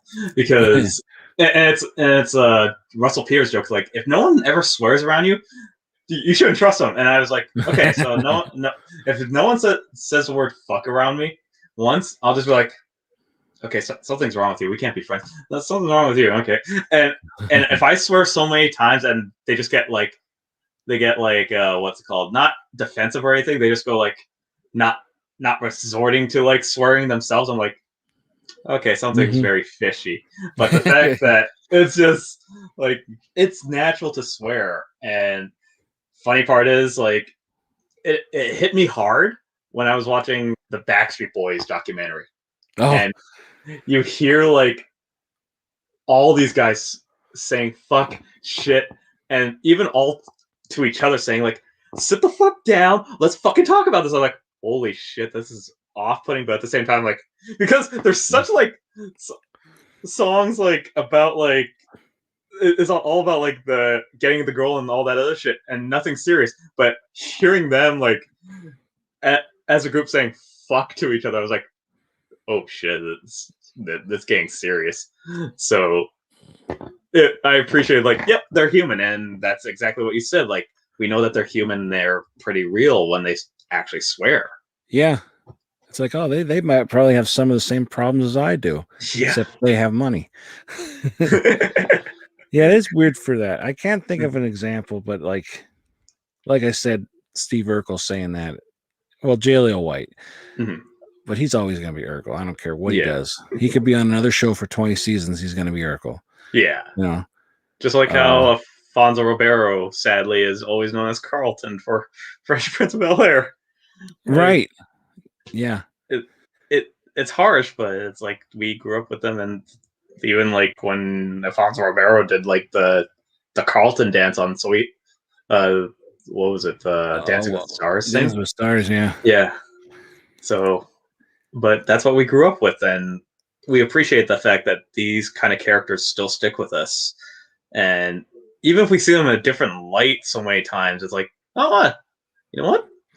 It's pretty awesome to know that they're human. And going back to this film, it's like, it's good that we could see Van Damme actually take a role seriously. Yeah. And this is like a precursor to like before like certain other films, like in between those where he just like phones it in. Here it's like he actually did try, and then it continues to evolve from there to certain degrees. Now, when he was making this movie, was he still doing drugs and stuff? Like, was he bad? Yeah. Because I was gonna say he seemed like pretty compassionate and stuff in this movie. Yeah. Like and I thought, I wonder if he was on drugs yet, but like from what I remember, it was like definitely after Street Fighter that it started coming out more. And well, that's no excuse. I know. He's like, you're like, what the fuck am I doing? What am I doing? I'm dressed like Guile. For Christ's sakes, I'm going downhill. and then he comes out with Time Cop. It's like, yeah, on a high, and then comes out with Maximum Risk, and I was like, there's another high. Yeah. And then I remember Knockoff coming out, and that's like right after Knockoff, right after Double Team. There was Universal Soldier: The Return, and then that's when it started like going down. But I think that's what, like, around that time he was on drugs still, like, and I think he got off of it right after. I can't remember the exact timeline, but he was definitely abusing so much around that time. See, I didn't know that back then. Like, I just, And it's insane, like, for what drugs can do, especially to have a physique like how he had in this film. And I'm just like, yep, he's still as fucking buff as he is. And the fact, like, he's almost 60, 70 now? Yeah, I think he's 60 or 61 right now. Yeah, and the fact that he still keeps his body in shape as much as he can, it's fucking insane. For an old guy, he's definitely big. Like in the Bouncer was like what, 2018 or was it 18 or was it 20? I can't remember.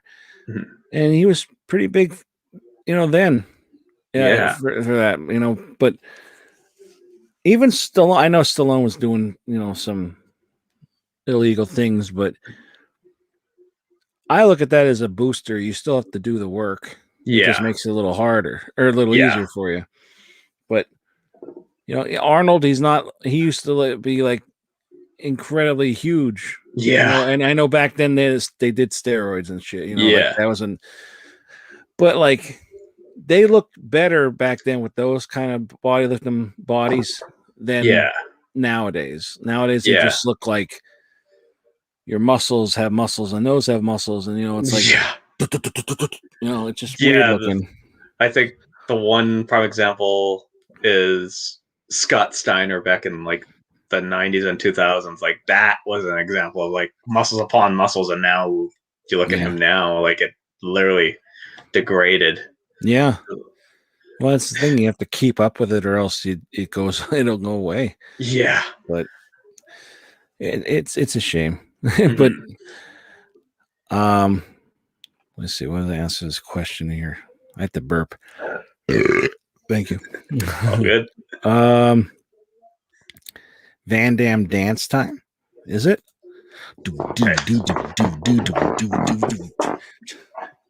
Like, to see him dance in Kickboxer, I was like, yes, he had fun with this.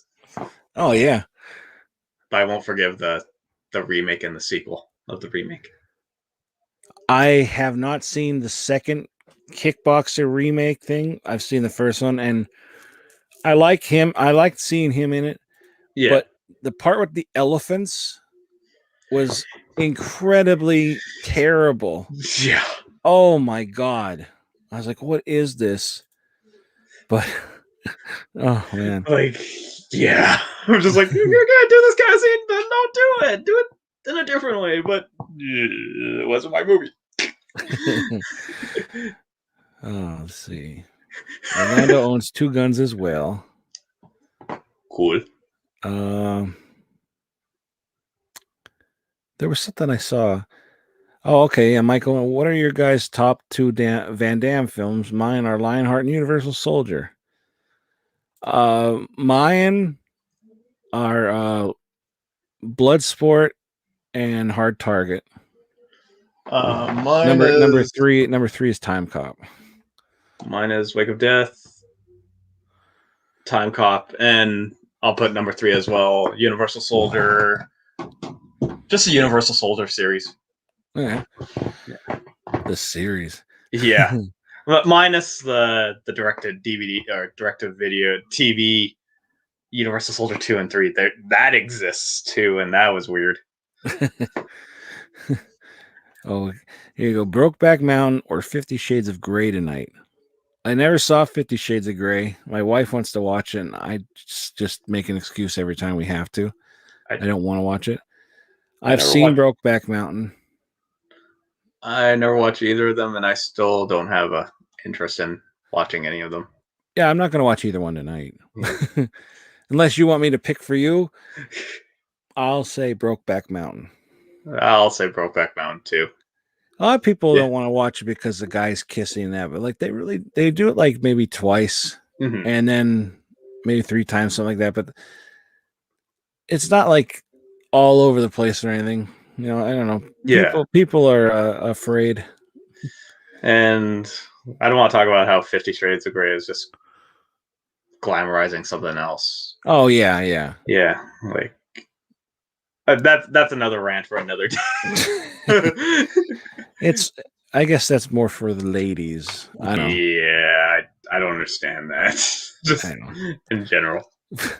Did you guys ever see Enemies Closer? Van Damme is the bad guy. It's not bad. Van Damme is the best part of the film. I actually have that. I don't own a copy, but I have the digital copy, and I have yet to watch it. I have not seen it yet, but I did meet one of the main actors on that film, and he talked about how it was cool to have a fight scene with Van Damme on it. Oh, nice. Yeah. But I definitely want to see it at one point. Yeah, I do too. Trembolone for days. Trembolone for days. Oh yeah, Gotta Big get that Papa Pump. The one That's always is called that. The Pump. Yes. Feels like I'm coming in the gym. I love that. Pumping iron is so good. Right? Every time before I would go to the gym, I used to lift, and I was getting pretty, tough, strong, but I would put that on like for inspiration. Yeah. And like that movie, I don't know, it's fantastic. Like some of it, they made it more of like him versus Louis kind of thing. They try to make it more of a movie, but like all that other stuff is real. Yeah. Brokeback Mountain is a great romance. It is. It is. And it's an actual romance compared to 50 Shades. Oh, we never forget Hard Target. No, God, no. Punches a snake barehanded, grabs a snake and punches it in the face. I'm like, there it is. Yeah, exactly. Yep. I have that on standby. That's for sure. I'll never forget too at the end where Lance Hendrickson actually like grabs the grenade. He's like starts like scrambling and then unscrews the grenade and he leaves it like this close. And he's like laughing so hard, like and then whoop. Whoop. Yeah, yeah. We reviewed. That was the first one we reviewed on here for Van Damme, and that ending, him doing that. It's so ridiculous, but at the same time, I'm like, who holds it that close? But it's kind of funny that reaction, like, whoop. I know. The movie is so ridiculous. I mean, John Woo, and you could tell. Yeah. There also, that's why everything it blows up. Yes. And there is pigeons, I believe, in it. Oh yeah, his pigeon like galore. Like all his motifs are in every single one of his films. I'm going, okay, you know what you're doing as usual.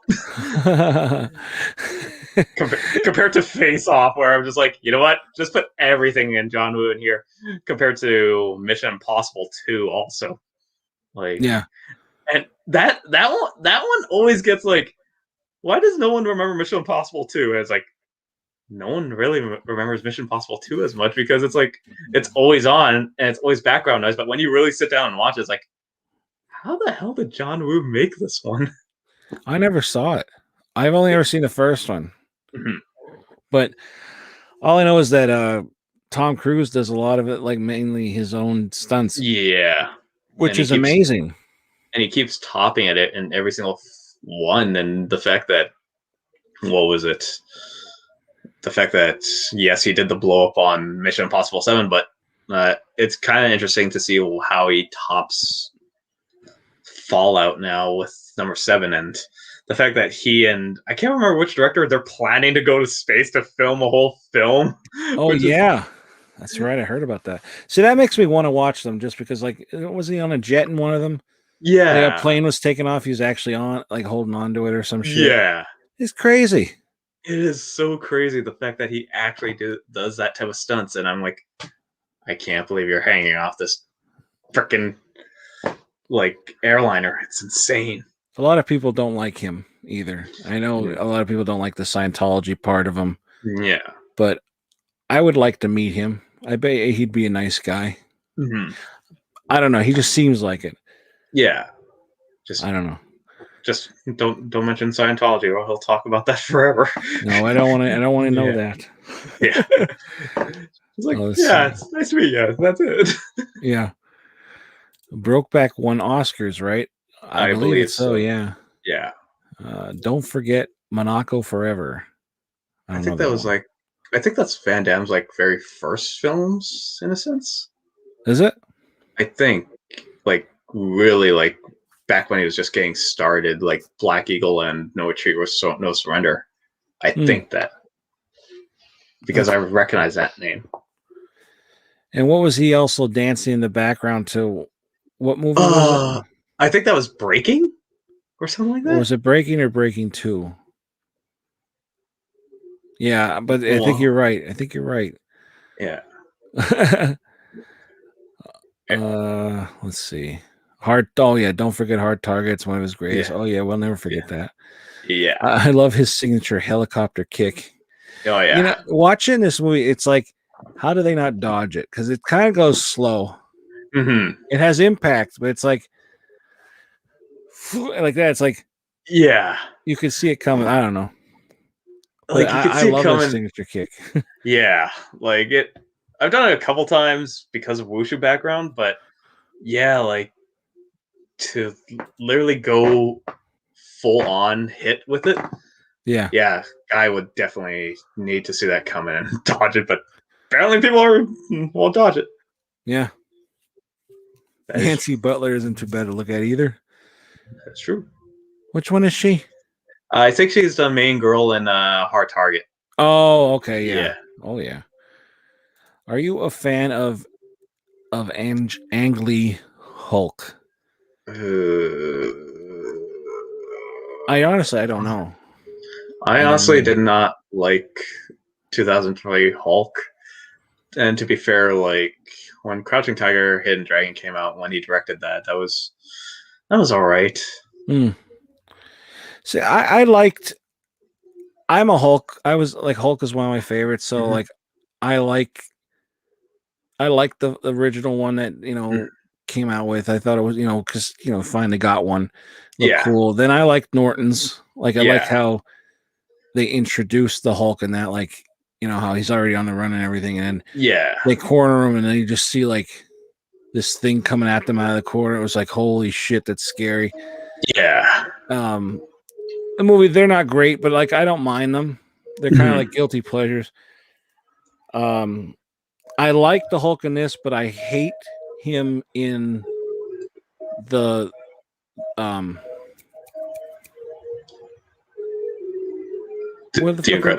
we just talked about it. The Incredible Hulk, or no, the Avengers, Infinity War, and and Endgame, and Endgame. I hate him in him. I hate it because they really did not utilize him at all in like what's it called in that film. Infinity War. He hid inside the whole time. Yeah, like no, all right, you green asshole. It's like, and then like he's the smart Hulk in the other one. He's like, I just don't like him. It's like now he's smart, but he's not as strong, but he's still fucking useless. Yeah. I don't know. The fact that they really rendered him absolutely useless throughout that last two films. Yeah. I mean, they used his brain to try to do that, but then Tony Stark came in and saved the day. Yeah. And then compared to like, what's it called? Compared to like when he was in Ragnarok and Thor's film, I was like, okay, he has all this momentum here, and now it's coming to a point where it's like, yep, it's taken away. I'm like, fuck, seriously? Is it because you guys did not have enough for the CG? Ragnarok was too funny. Like they were trying to make it too funny.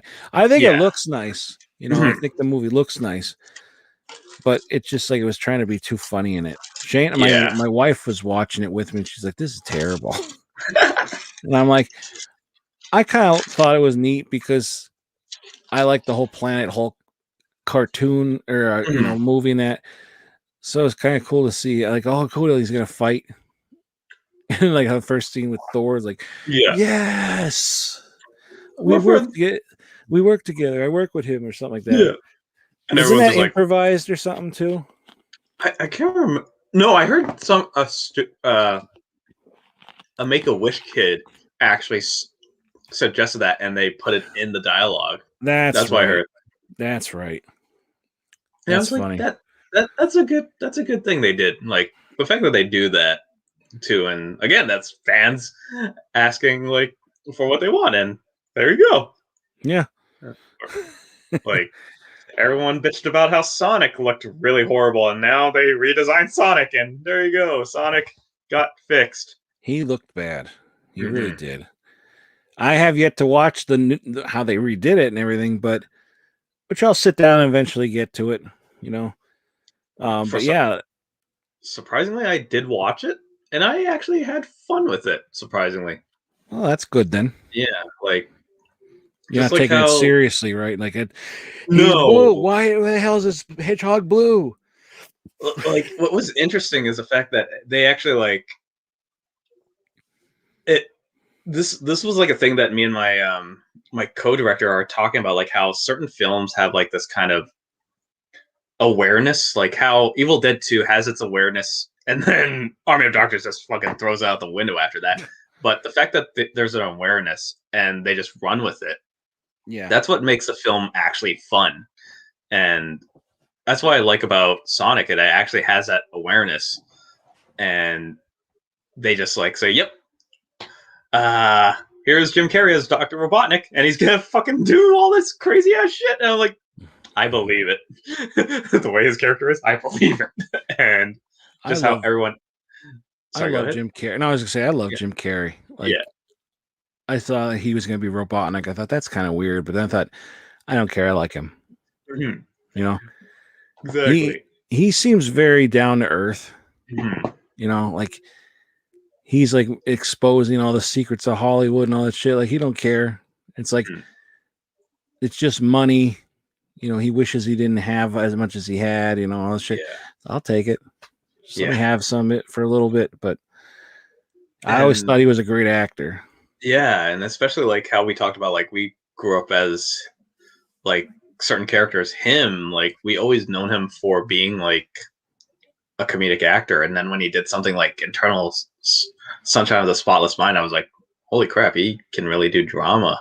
Yeah. And then and like wanting to see certain actors do that kind of difference, like to this day, I still kind of want to see what's his face Robert Downey Jr. do an actual action movie, like Yeah. like a serious action movie, not like Marvel or You mean like a Chaplin or something? yeah, something like like his old stuff like Chaplin, or even let's go back to his other thing like U.S. Marshals and that type of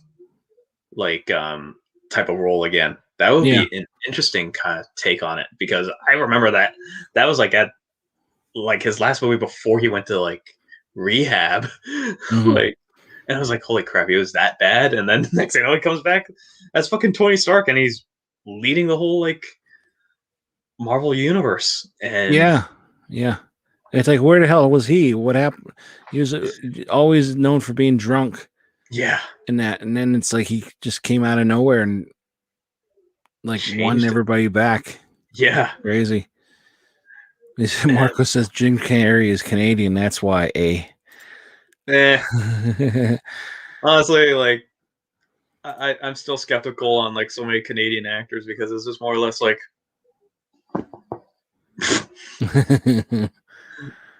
number 23. Yeah, that was good. Yes. Couch always love him. Well, I mean, I never saw The Majestic, but I know he's like a serious actor in that. And then The Truman Show, where he's kind of funny at times, but not. Yeah. He's just normal funny. Yeah. And that's where it's like, everybody got used to him from like Ace Ventura, The Mask. Yeah. Ace Ventura 2 and that, like all those other stuff from on In Living Color back in the day. Rubber Face, all that shit. Yeah. And then here's this guy coming out, and he's going to start doing serious shit. It's like, oh boy. And then he fucking nailed it. Yeah. I think he's great. Like, one that was really interesting on how he did it too was, no one really talks about it, and I know he disregards this himself, like Kick-Ass 2. Kick-Ass 2. Yeah. Yep. He actually really he was really different, and the fact that he actually sold the being like this type of like ex-mafia character becoming a hero, it's like that was an interesting take on like seeing Jim Carrey go full on different on that. Was it Captain Stars and Stripes, or was it Commander Stars and Stripes? Commander Stars and Stripes, yeah. Yeah. Or Colonel, I think. Colonel Stars and Stripes. Yeah. There's so many ranks. We got one of those is right. Yeah. But like him, and he had his dog, and he taught him how to like grab onto the balls, and he goes, yeah, you got a dog on your balls. Like, I know, you're right though. Like, I love him as that character. And didn't he say he didn't want to be paid for it or something like that because like he hates it or some shit? I think he didn't condone it because, as we talked about, gun violence in it. Yeah. He was so good though. Yeah, he was definitely good in it, and we can't like fault him on being a good actor on that. No. It's a shame like you can't talk to him about it though, if you ever talk to him. Yeah. Like, I know you don't like it, but you were great in it. Yeah. It's like, can you sign this? Just like... Did you ever watch that show that he had recently? I think it's stopped now, but it was like where he was a child host. I don't know which one that is. What the fuck is it called? Chad, help me out. Unless it was unless you're talking about Lemony Snicket's a series. No, it's on Lemony Snicket's. I know what you're talking about. Now this is where he was like, he was known as, I can't think of the name of his name in the movie, in the show, but he was like kind of like a Mr. Rogers kind of thing. Okay. And he had a child. He like, had a show, and I think his last name was Pickle or something like that. I just Yeah. I gotta look it up because that's gonna drive me crazy. Shit ain't helping either. Everyone's just asking about like we're in the age of superhero films, but Tony and Kyle, if you could pick one genre to reign for the next decade, what would it be? Oh God. Oh, it's called Kidding. Kidding. Okay. Yeah, it's a very dark comedy with him. Okay. It's fantastic. It only went from 2018 to 2020. Oh. If you could watch that, it's really good. Okay. Like, it's really good. Kidding. Okay. If I had to pick anyway, what was the question?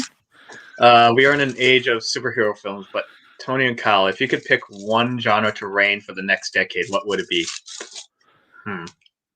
One genre? Comedy, because everybody needs to laugh. I don't know. I really don't know. Honestly, I would kind of say whether it be action comedy, some sort of form of comedy, just because like we have been in like everything has been taken seriously, and yes, everything's politically correct and all this other stuff. Yeah.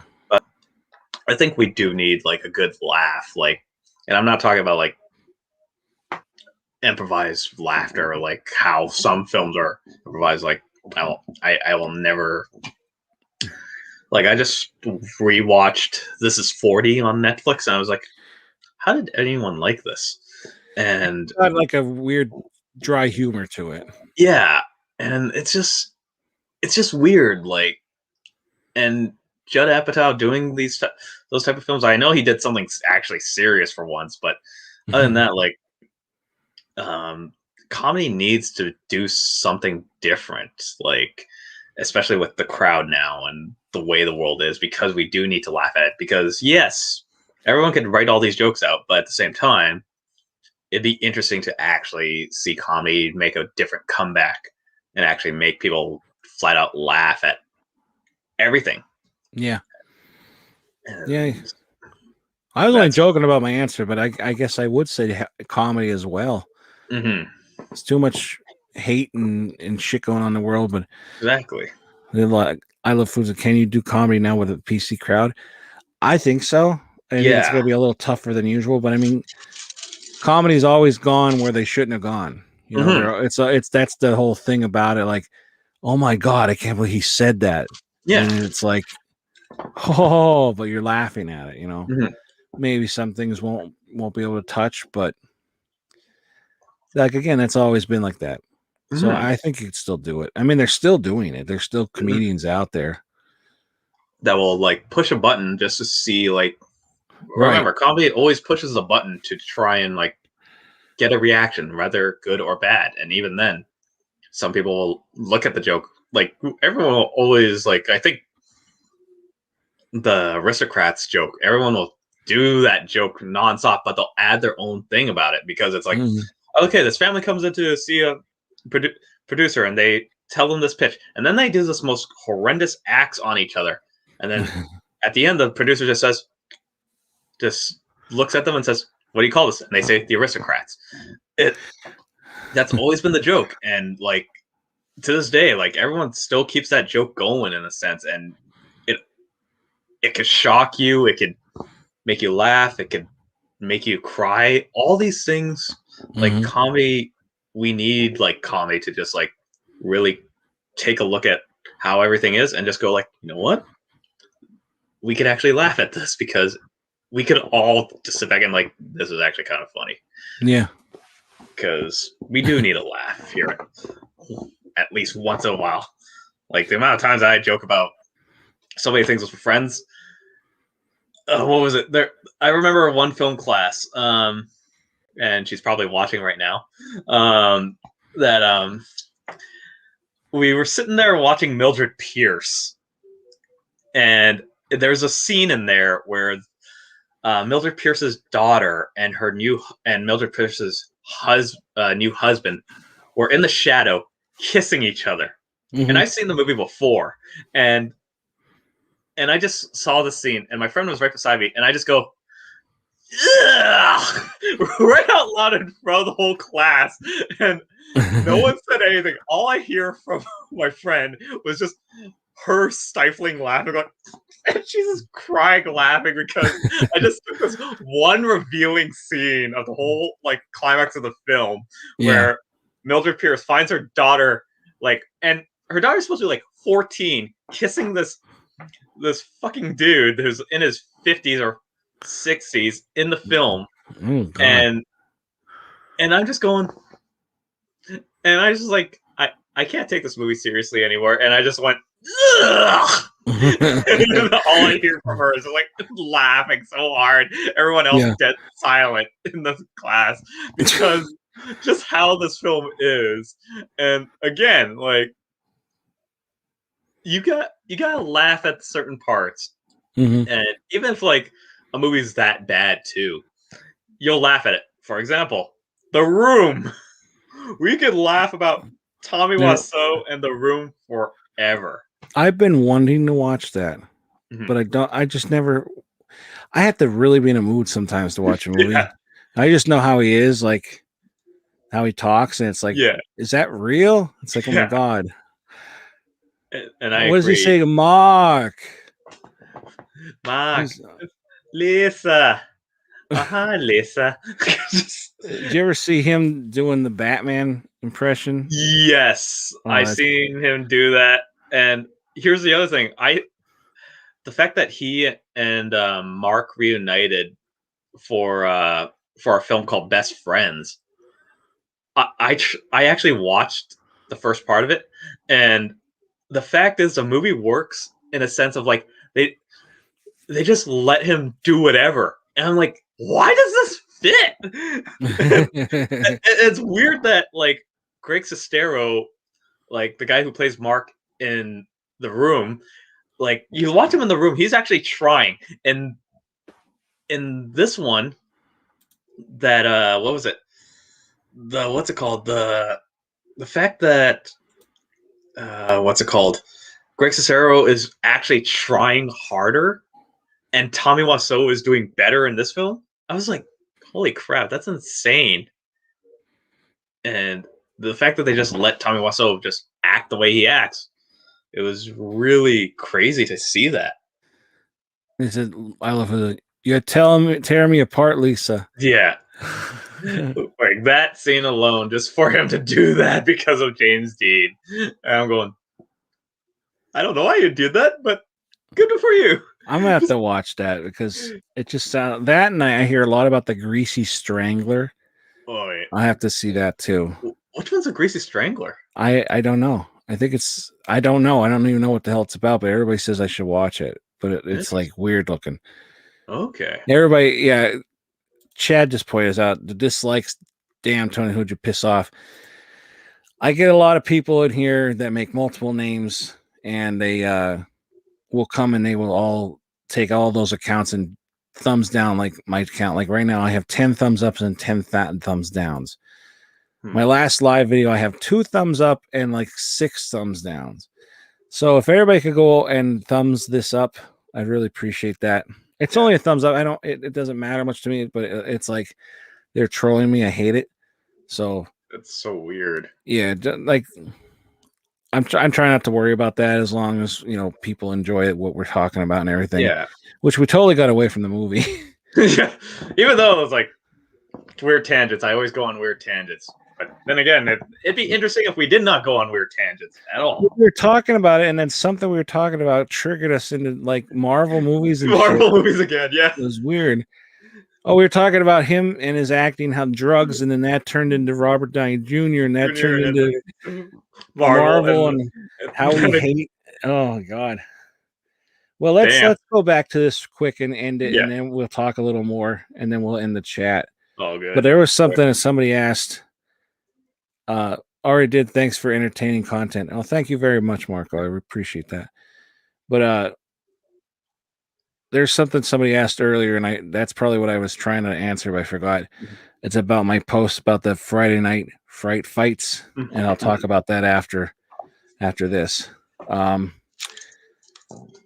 now let's just end and talk about this because we talked about it to death. Yeah. And so would you recommend this to everybody?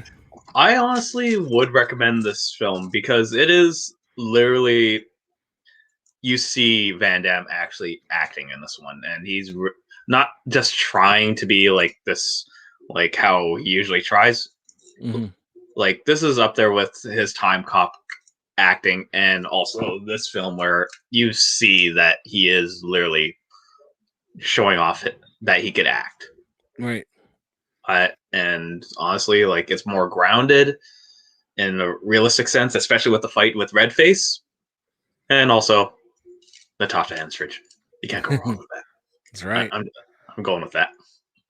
Yeah, I would say definitely check this one out as well.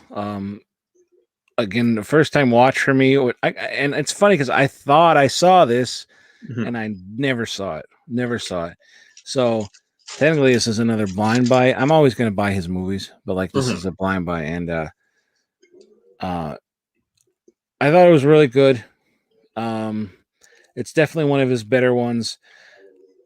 I would put this up there. Probably under Time Cop for me, because Bloodsport, Hard Target, Time Cop, Maximum Risk. And I'm telling you, I don't know what it is, but I'm enjoying a lot more of his like cop movies and non-martial art. There's martial arts in it, but you know what I mean. This isn't Bloodsport. I'm enjoying those a lot more, like other stories than there's always Kickboxer's amazing, Bloodsport's amazing, but like I just love these. I love these. Like him, and I think he's a great actor. And damn anybody who says otherwise. No, they don't know what they're talking about. They really don't. They must have something against him, and that's it. But yeah, I would say definitely check it out. Yeah, not much dislikes in it, really. I mean, it's a good movie.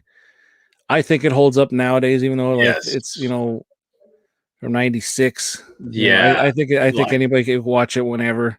Yeah. But yeah, good movie, great movie. Definitely good movie.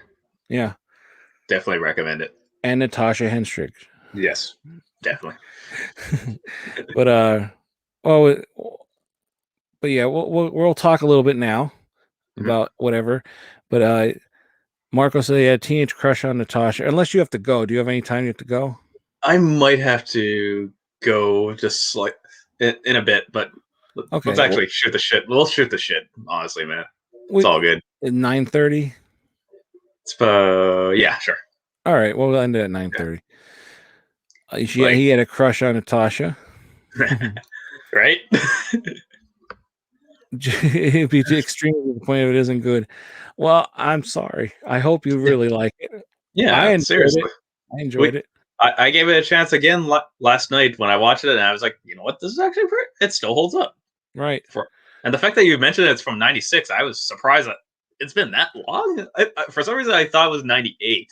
I was like, wow. Man, 96. Wow. Which was a long time ago. Yeah. What is that? What, 25? Oh God, 25. Oh my God. Is that 25 years? I graduated in 98. So I was 8 years old when I saw this film. Holy shit. It's funny when you think about that, right? Yeah. The only film back in the day my mom wouldn't let me watch was Basic Instinct because of the leg thing. And then I saw it, I'm like, but anything else, it didn't really matter. I don't know. Just the leg thing. Wow. Yeah. Well, I didn't know that was why, but then when I saw it, I'm like, that? Really? Compared to the whole movie, the leg thing really. The leg thing. And I mean, you do see her vagina. Yeah. With Sharon Stone in Total Recall, going back to Total Recall, is so much hotter than Basic Instinct. Melina. Oh yeah. Like so much hotter.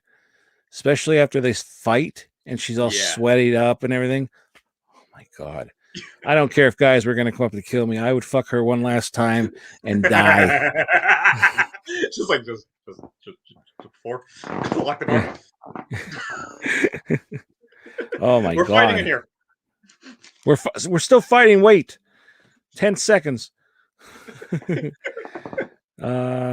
Really no love for Lionheart. Yeah, we'll talk about Lionheart.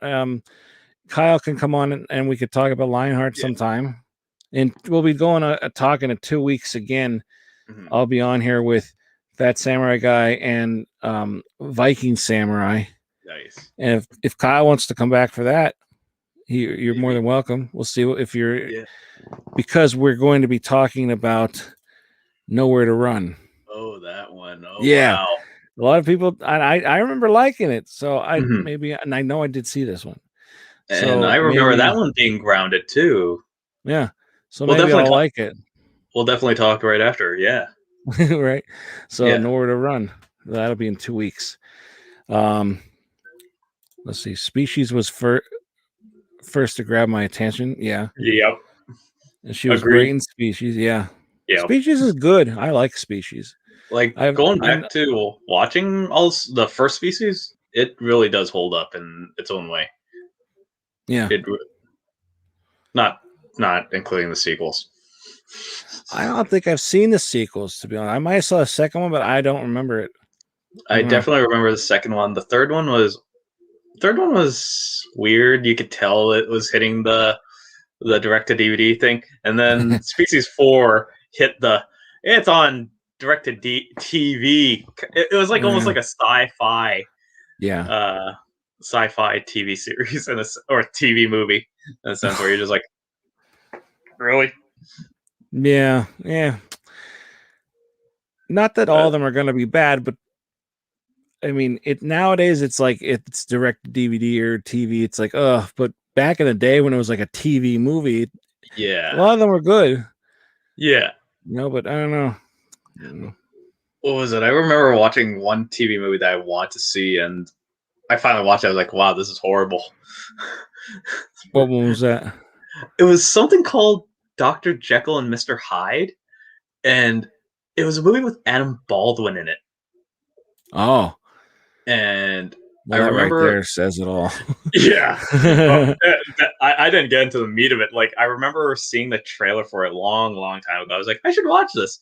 And when I finally found it on YouTube somehow, this film was like TV movie to a backdoor pilot to a point where it was like, here's Adam Baldwin. Here's Adam Baldwin with a weird long hair, and he's just phoning it in. And not only that, how does Dr. Jekyll and Mr. Hyde work? Well, Dr. Jekyll is Dr. Jekyll. Now that his wife and him are dead, he gets resurrected, and he becomes this mystical martial artist known as Mr. Hyde. I'm like, oh my God. What? That sounds like gold to me. It was something else. That's what it was for me. And I was like, I was excited for this. And I remember watching it for 2 hours while in quarantine when I got home. And I just went. There's probably people out there that are like, oh my God, that movie is my guilty pleasure. I love it. And you're like, that movie's fucking terrible. Yeah, all I can say is that whoever has that as a what's it called, as a guilty pleasure, I'll be like, good for you. It's just, oh my God. That film was like, yeah. Was Alec Baldwin the one in Biodome, or was that a different Baldwin? I think that was Stephen Baldwin. Was it? Yeah. And who's the Baldwin that's like the main one? Is Alec Baldwin the... Alec Baldwin is always the main one. Oh, I was thinking of the guy from Biodome then. But Alec Baldwin, I'd watch that with Bell. I like him. Like Beetlejuice, he was the one in Beetlejuice, right? Yeah, he was the one in Beetlejuice. Okay, I was mixing them up. Yeah, I like Alec Baldwin. Steve Baldwin, if that's the one from Biodome, I like him in Biodome, but like he's always said stoner looking guy to me. Yeah. I think that's why Biodome rubbed me off, is like that's him. Yeah. I know there's Billy Baldwin, and is there a Daniel Baldwin? Daniel Baldwin. Because Daniel Baldwin was in, what's it called, right? And Vampires. What's that? And then where's Billy Baldwin on this? I don't know.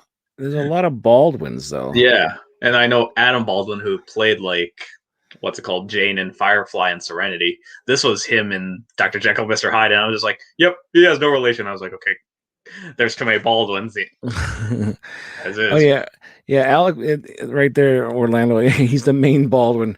Yeah, he's the one who was in like 30 Rock and that. Adam and Baldwin and the Shadow. Yeah, he was the Shadow. Adam Baldwin was in like Serenity, Independence Day, Full Metal Jacket. Wow, I forgot he was in that. The Patriot. He's in like a lot of things. He was also in Predator 2. He was one that was one of the guys that was with Gary Busey's character. Oh yeah! Holy shit! William Baldwin was Fair Game, Sliver, Backdraft. Oh yeah. There's a Backdraft too. I didn't know that. Oh yeah, Backdraft too. Oh wow. No, that was a good movie back in the day. Backdraft. I'm looking. I know there's other things that he was in, like ones that I would know. Yeah. It's like, which one are he was Batman's voice in Justice League Crisis on Two Earths. Wow. Yeah. That's insane. Forgetting Sarah Marshall. He's been in a lot of things. Damn. Yeah, Stephen Baldwin was the Biodome, Usual Suspects. Flintstones, he was Barney Rubble. Oh God. And the Flintstones, Viva Rock Vegas. Yeah, not the other one. The prequel one that that no one remembers. Yeah. And Daniel Baldwin's the probably my least favorite Baldwin. He's that one. Oh yeah, that one. Yeah. He was definitely in what's it called? John Carpenter's Vampires. I remember that. I remember his throat getting ripped out in that film too, and yet I still love that film. He's always a fucking like creep. Yeah, like a jerk. It's like everyone gets typecasted in whatever roles they want, and it's just like, okay, how about you this time? It was like, let's give him this role again. You know, he plays it well. Give it to him. I was like, okay. Alec Baldwin was hosting that. He was the host of that show. Oh God, what the hell is it called? It's like an old time show that they brought back again, and like they have celebrities on, and they drink and everything. Oh. I can't think of the fucking show, but it's funny, and he's funny. Yeah, like a lot of inside humor and shit like that. It was good. I think of like they'll like say a sentence and like they have to like say what word is it going to be, and then like they choose the word, and then if any of the celebrities guess it, they get like points toward it or something. I forget what it is. Yeah, but that was pretty. What the fuck? I just look at it. I'll just look at it because don't you hate that? Like when you try to like try to paraphrase somebody like what they said, and you're like, I'll just read you the text. And Chad asked, oh yeah, go ahead. Chad asked which Baldwin was in John Carpenter Vampires. That was Daniel Baldwin, as we were saying. Sorry if I'm just like licking my thumbs. I'm eating chocolate while I'm doing this. It's all right. That's how we're getting views. At least we're not doing any ASMR bullshit. I refuse to do that. I can't find it. Doesn't say that what he was doing. I don't know. Anybody else help me out with that in chat? What the hell that show was? I'll Google it too, but I'm surprised it didn't say it. But it's funny. And 30 Rock. Did you ever watch 30 Rock? Here and there. That show is great, but that's one of those shows that would not be on today. Yeah, like the humor they have in it, like they make fun of everything, but like it would never last nowadays. Someone Orlando said Password. Would it be the show Password? Password. Thank you, Orlando. Thank you. Yeah, Password. Like. I have on a TV like the game show network and that they like show the old time Password, which they were still a little raunchy back then, drinking and stuff. And which is funny because what's his name? Is it Richard Lynch or something like that. The guy from Running Man that was the host of the show. Oh, right, yeah. He was on the show on Password back in the day, drinking and stuff, and Betty White's on there and stuff. And now it's the same thing. It's the same thing, and it's more up to fun. date. Yeah, it was fun. Nice. Okay, definitely, I'll have to check that out. Especially Oscars don't mean anything Hollywood politics. Agreed, because I agree. I don't even want to get into like how everyone's like saying, yeah, watch this film because it won an Oscar. I'm like, and then you watch it, like, what's the point? Yeah. Like, they don't really mean much, especially like from my point of view of like having an award and everything else. Yes, it gives you prestige and recognition, but at the same time, I'm like thinking, does it still up the value of everything when you have like, yes, you have the main audience thinking like, yeah, this movie's shit, but when people in the Oscars say, yeah, this movie's great, it's just like, why is it great? Yeah. Even though this did not get an Oscar, fucking Midsommar, everyone started talking about Midsommar. I actually did not like Midsommar at all. I've never seen it, but you're not the first one to say that. Yeah, I've been told plenty of times that I should see it. Like I like Hereditary. Did you like Hereditary?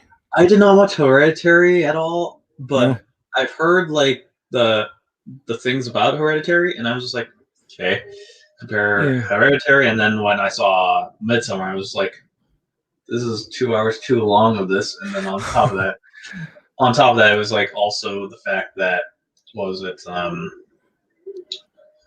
that was I originally thought it was like gonna be freaking the Wicker Man type, because like the original Wicker Man, not the Nicolas Cage one. But bees, not the bees. And then I find out like what Midsommar was like, and I just went, seriously? And then that same director says, yep, I'm gonna make a 4-hour horror comedy. I'm going, why? Like, what's everyone doing 4 hours? Like, honestly, just because we're stuck at home and you're just gonna make a 4-hour film doesn't mean like you really have to make films engaging. You really have to make films engaging to the point where people have to sit down and be at the edge of their seats to know what's going to happen next, not just pause. Yeah. Go do your taxes. Go take a shit. Go out for groceries, then come back and realize, oh, this was on pause. Oh, I'll get back to it tomorrow. 3 months later, it's like, well, it's gone. Shit. Like, yeah. Where did I leave off? Oh, what the hell happened? I don't remember. Exactly. Well, I hate seeing that something's 4 hours long. You know, depends. Like Saving Private Ryan's a really long movie, but I think the whole thing is good. Yeah. I'm trying to think of other ones. Like, even though what was it? Well, Snyder's, Snyder's Justice League. I was surprised that even though they said it was 4 hours, again, like I said, it's slightly better than the 2017 version, but the fact is they actually started off right, how it was supposed to actually start off properly. Yeah.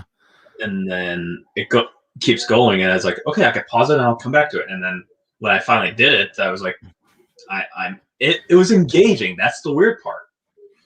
It was engaging. So you really have to get engaging with your films. And the fact that, like, Avengers Endgame, I remember seeing that in theaters. Didn't make me want to buy the Blu-ray or DVD. I just remembered, like, okay, I gotta pee. What the hell? Get to it. How many endings are there? Yeah. Fucking Return of the King. Ah, goddamn. Yeah. Like, that's the thing. Like, films have to be engaging and exciting and fun for everybody. And even the horror has to have that aspect too, of just exactly being that type of film that keeps you on your edge of the seat, where you want to know what happens next, But to have something that's 4 hours long of just like, all right, we're gonna have literally 2 hours of setting up character, and it's the most boring shit you'll ever watch. Where like, oh yeah, here's the asshole character. How would you like to watch him for an hour being an asshole? Yeah. Fuck. And then the next thing I know, the last half hour is literally all the splatter shit that you want. Yeah. And at the same time, you're just so disillusioned to hating everything. And this is where most audience people say with like, oh yeah, this kill was creative and everything else. But when you're really, really thinking about it too, and this is why I hate myself as a filmmaker and watching films too, is where I just like get to the point where I'm like, there's nothing innovative about this. it just like fucking pisses me off that it's just there's nothing like worth like innovating and just engaging to the audience. It's just like how what was it? Eli Ross Hostel came out the first time. Yeah. And that started like the torture porn craze at the time. If I remember, that was pretty much. I mean, it made me not want to travel. Yeah, right. Come to Bratislava. Nope. Oh, thank you. And the fact that they actually like got Bratislava actually sued Eli Roth for that. But even then, like to this day, I still hold in high regards like John Carpenter's The Thing from 1982 is always going to be the pinnacle of sci-fi horror for me, because like it's on the edge of your seat. You don't know who is infected, and then on top of that, like that ending still sticks with you in a sense of like, who could it be? Yeah, it's true. Yeah, it's true. Same thing with Aliens, the first Predator. I fucking hate the Predator. I fucking hate the Alien Covenant. I fucking hate Alien vs. Predator Requiem. I have a whole rant on that. Thanks, Dallas Cowboy. But everything, like, the thing is great. I can't believe the box. Yeah, it's insane. And I still hate the fact that they made a prequel to it in 2011. Like, it's not needed. But the fact that the horror came from like slight exposition. You don't know it's a prequel until the very end, though. That's the cool thing. Yeah. But even then, I for me, I did not need to know what happened to the Norwegian team, because like that was the mystique of it. And the original one was they go in thinking like, why did this dog run away? And then they go find the Norwegian cabin. You find all these things there, and it's just like, what the hell did they find? Yeah. And then when you finally watch the 2011 prequel, it's like, okay. and that's the thing, like even making prequels, you kind of have that anticipation of like, when is it going to get to this part? When is it going to get to this part? I remember watching, this is like really bad example, which is X-Men Origins Wolverine. And I kept wondering, when is it going to lead to where it's supposed to lead to in X-Men 1? Yeah. And it does this weird thing, and it's just like, is this movie canon? And then they say, here's the Wolverine, and then here's Logan. By the way, all these films take place in a different alternate universe, and I'm going, yeah. And it gets to that point where the fact is they actually are doing it, where DC admitted that every single one of the films and TV shows are all the different universes now. I was like, oh my fucking god, you guys fucking did it. You guys fucking did it. Like, so the Schumacher, the Burton movies are their own timelines. Same thing with the Christopher Reeves movies. Same thing with like Zack Snyder's movies. Mm-hmm. All those are in their own timeline of this is Earth 2. Now that they say like, or they say that's Earth something, I can't remember what. And then the new Batman that's coming out with Robert Pattinson is Earth 2. I'm like, oh my god. And even the TV series are like in their own universes. I'm like, oh god. And the fact that, what's it called? The new Spider-Man that's coming out and Doctor Strange 2 is technically doing that sort of thing with saying that there's a multiverse. I'm like, oh no, they're finally going to do it. Mm-hmm. They're actually going to say that Sony and Fox do exist in all this Oh my god! And I'm like, and the fact that Disney owns all those properties now, they're really gonna do the fact that that's the part I'm gonna hate when it happens. It's like, let's finally put Alien versus Predator in this category where they're gonna go against the whole Marvel universe. Let's put Star Wars in here. Well, let's do all this. Why? Because we can do it. We're Disney. I'm like, because we can. Exactly. I'm just gonna. You guys did it. I hate this. Sorry, everyone, if I'm just getting very, very depressing on this, but that's where originality has gotten to the point where.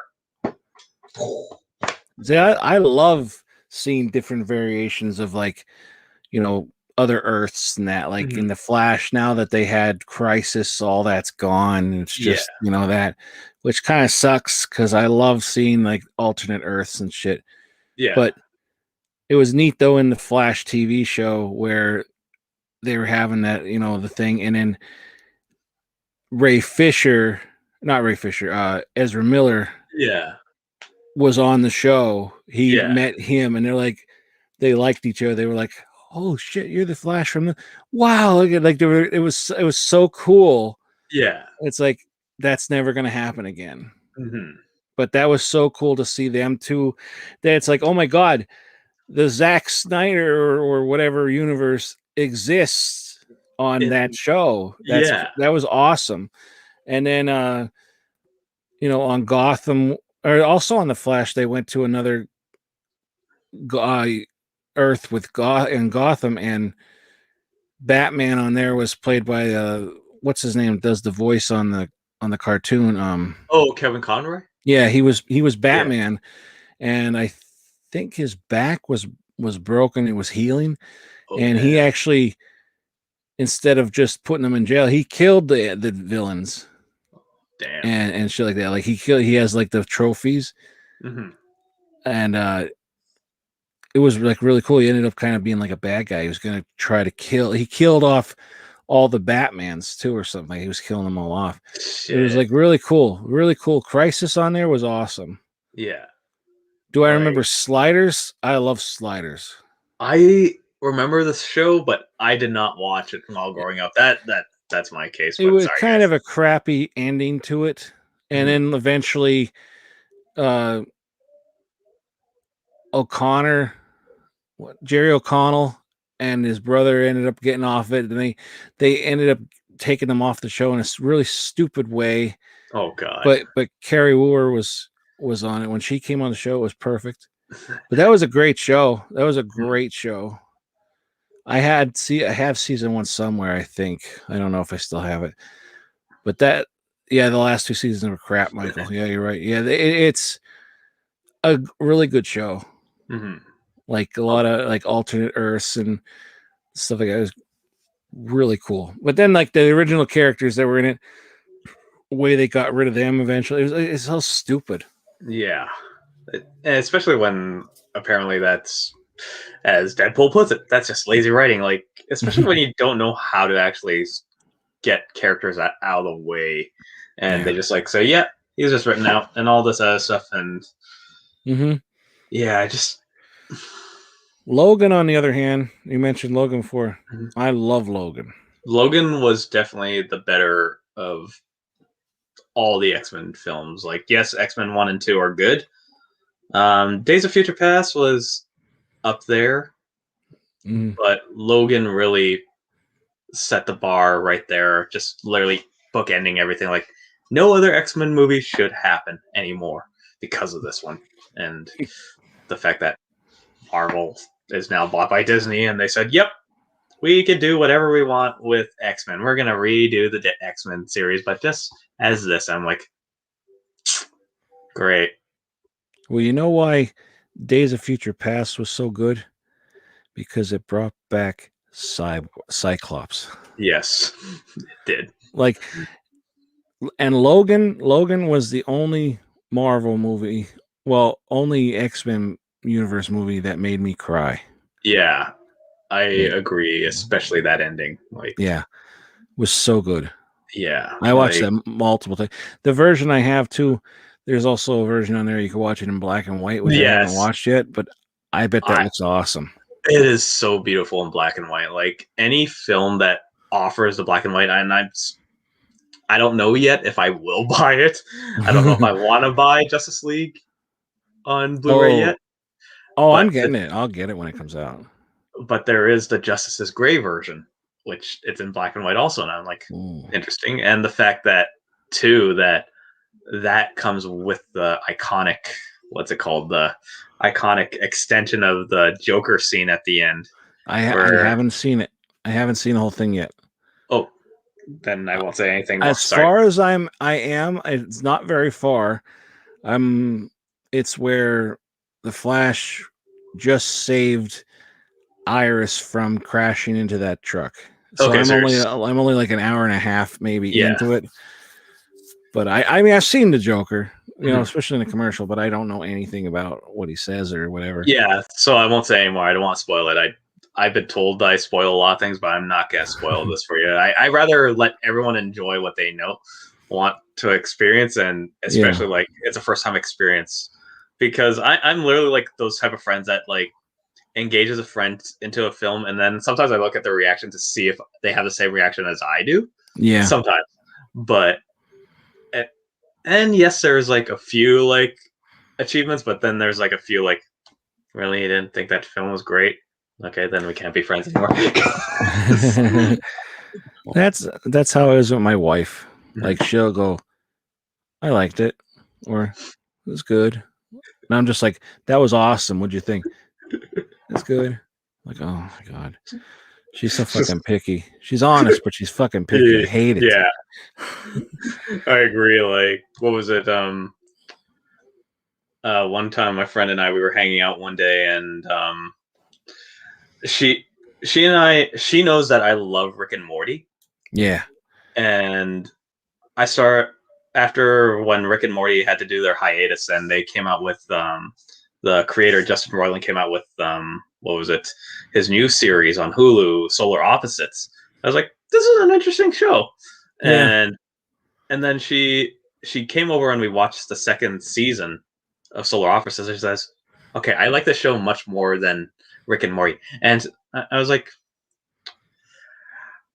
it didn't make me hate the fact that she didn't like Rick and Morty as much anymore. I was just like, you know what? The fact that you're finding some sort of like balance between the same creator doing something different, you know what? Yeah. I'll accept that, because like Solar Opposites is not a bad show. It's actually pretty interesting on so many things, especially like how it like aliens are trying to figure out human behavior. Yeah. That whole, I only saw some of the first season so far, but the whole them shrinking them down and put them in that display, and then that's like a whole different world on there. Yeah, is like brilliant. Like it's fantastic. I know. It's really interesting. And then it was also like one episode on season 2. This episode, she started looking at my friends and looked at me, and we just laughed because it was all about big dick energy. I'm like, this is actually pretty funny. And it's like, wow, the guys going at each other. Yep. What is this called? Big dick energy. I was like, yeah, that's great. There you go. This is an episode that you could just show to everybody. Like, yeah, here you go. I don't think it's even close to being better than Rick and Morty, though. No. But I like it. Mm-hmm. But I've watched Rick and Morty. I watched all those episodes a few times. Yeah. This, I didn't even get through season 1 yet. Like, definitely it's like good for a couple watches, and then once you have to go back to it, you have to go back to it. Rick and Morty is just endless. And as much as like I'm so hyped for season 5 to come out, the fact that they didn't take 2 to 3 years this time. Oh, the fuck. Yeah.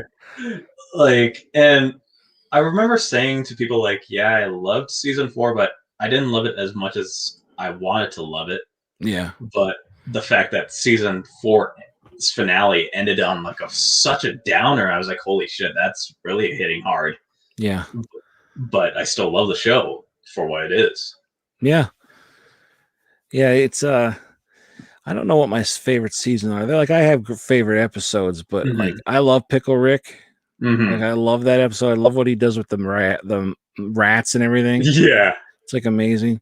I like Morty's Mind Blowers. Morty's Mind Blowers. Oh, that's that a great episode. one. What was it? When they go. I remember when they got to the what's it called? I know this is in season 4. Like how the acid vat episode. Which one was that? Where like Morty builds. Oh, where they were under the vat of acid, but they were really just sitting down there. Yeah, yeah. And then basically Morty just like says, "Yeah, make me a device where I could do all this," and that's where he's got all those different Mortys and timelines and whatnot. Yep. That one was a good episode. The story train, the fact that it went full meta. Oh yeah. On just everything, I was like, you know what? I appreciate. Who the hell could think of that shit? Like that's such like it's so fucked up. Yeah, it's amazing. And the fact that it made fun of like Dan Harmon's story circle of just like, yeah, here we are here, and this is where it needs to go, and this is what's this, and it's like, what is this? It's a writer's story circle. I was just like, wow, they just really just ripped into Dan Harmon on that, and that's why I was like, you know what? That's I appreciate the fact that anyone in that whole like office and that creative team could just have fun with it. Yeah. And not. Yes, they'll take it seriously in some parts, but at the same time, like they know they could have fun writing the show and making it like engaging in any way, shape, or form. Oh yeah. I also like the one where what the hell was it? Morty like killed, or Rick got killed, and he was supposed to like push a button in the. Oh yeah, clone him, and like it would go to a different one from an alternate reality and like come out like a bug and that. And it was like always something with like Hitler. Yeah, it was like why is this the default?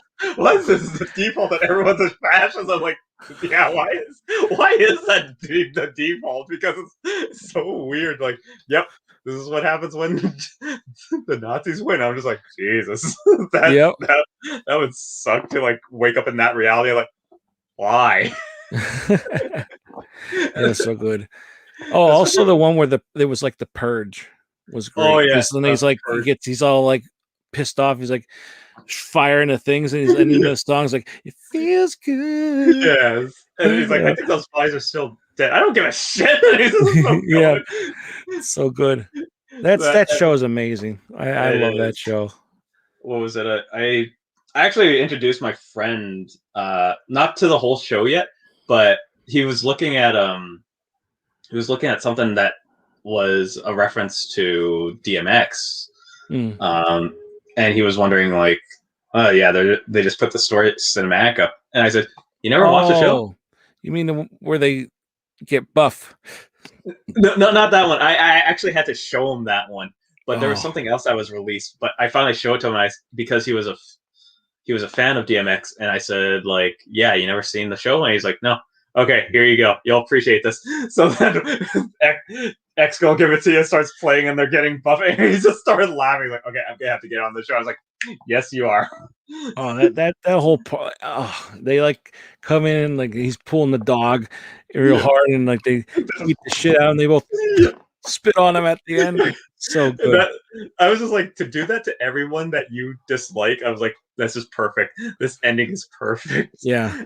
And what was it? There was another episode that's kind of no, it wasn't an episode. The fact that one friend pointed this out, like, God doesn't exist, but the devil does. And I was like, that's actually kind of accurately kind of funny.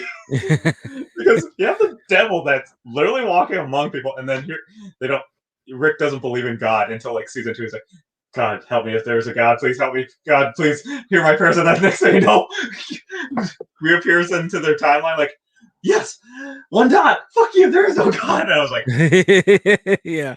The fact that he just like turns a 180 after that. Yep. Nope, there's a devil. There's Satan that clearly exists, but no God. I'm like, damn. What was that one call where he was dating an entire like planet? It was like the Unity episode. Unity. Yeah. That's a great episode too. Yeah. That is a really great episode, and like you do like feel that ending with him, like how he like tries like to be part of something, and then next thing you know, doesn't want him in their life too. And I was like, damn, that is harsh. And he like put like he was gonna kill himself. Yeah. And then like he puts that thing's head, or he doesn't do it anyway. Yeah, he just passes out and it just like wastes it, and that sort of like harkens back. Someone actually said that it harkens back in season 4, like realizing like he's just does these sort of bad things, and then next thing you know, like he always ends up in his garage alone, and I'm like, damn. Yeah. And we even see that with like when he meets that Tony guy that shits in his toilet out in the different unit. Oh god, that episode. Oh Jesus. Yeah, then that's kind of like sad too. Yeah. But, I also like the one where it's his engine. Oh yeah. And then like the car is supposed to protect Summer. Yeah. Like that's so good, that episode. And then he's inside his engine, and that guy made a thing inside theirs, and it kept going. That's great. Yeah, there's such smart writing on that show, and it's funny. It's amazing. I know, and it sucks that they come out with a season every like couple years, but it's worth the wait. It's definitely worth the wait. Like they really do need the time to think of how to write the series. Like, yeah. I personally like said this, like I remember liking Archer around like season 1 to 3, and then next thing you know, it started going off in a weird way, and I was just like, I don't like this anymore. And same thing with like certain other shows that I used to like. Yeah. And then they would just go off in this weird like kind of tangent that made it not appealing. What was it? Freaking It's Always Sunny in Philadelphia. Yeah. Somehow keeps being fresh no matter what, which is interesting. Yeah. And here in Rick and Morty, I'm hoping it doesn't do exactly what Archer did. Like Rick and Morty has its own way of writing, and the fact that all these writers have a voice to say it and really could do something. And the fact that like how South Park now started doing the serialized kind of thing where they're just threading each episode instead of just adventures. Yeah. So I haven't watched South Park in a long time. I remember I remember when it first came out though. We couldn't get it here. Yeah. Really? Yeah. Wasn't it only in Canada or something? I can't remember if it was only in Canada, but I remember staying up watching it, and I remember getting in trouble in school because I always talked about it. But I remember watching it for the first time because Beavis and Butthead actually was finished, and there was supposed to be a buffer between Beavis and Butthead to watch South Park, and there was nothing in that buffer to watch it anymore. Yeah. And I remember South Park was definitely good and raunchy at the time, and now it's gotten to the point where they just say, yep, it's time to joke about this time. I'm going, okay, yeah. And the fact that, what was it, they just released one special episode now, which is the vaccine episode. I'm going, oh. Exactly what Michael is saying. The new South Park seasons are terrible for the most part, and it's kind of true. That's kind of sad to hear, though. Yeah, you know. But no, Rick and Morty keeps it fresh every time because they have those times to actually think about it.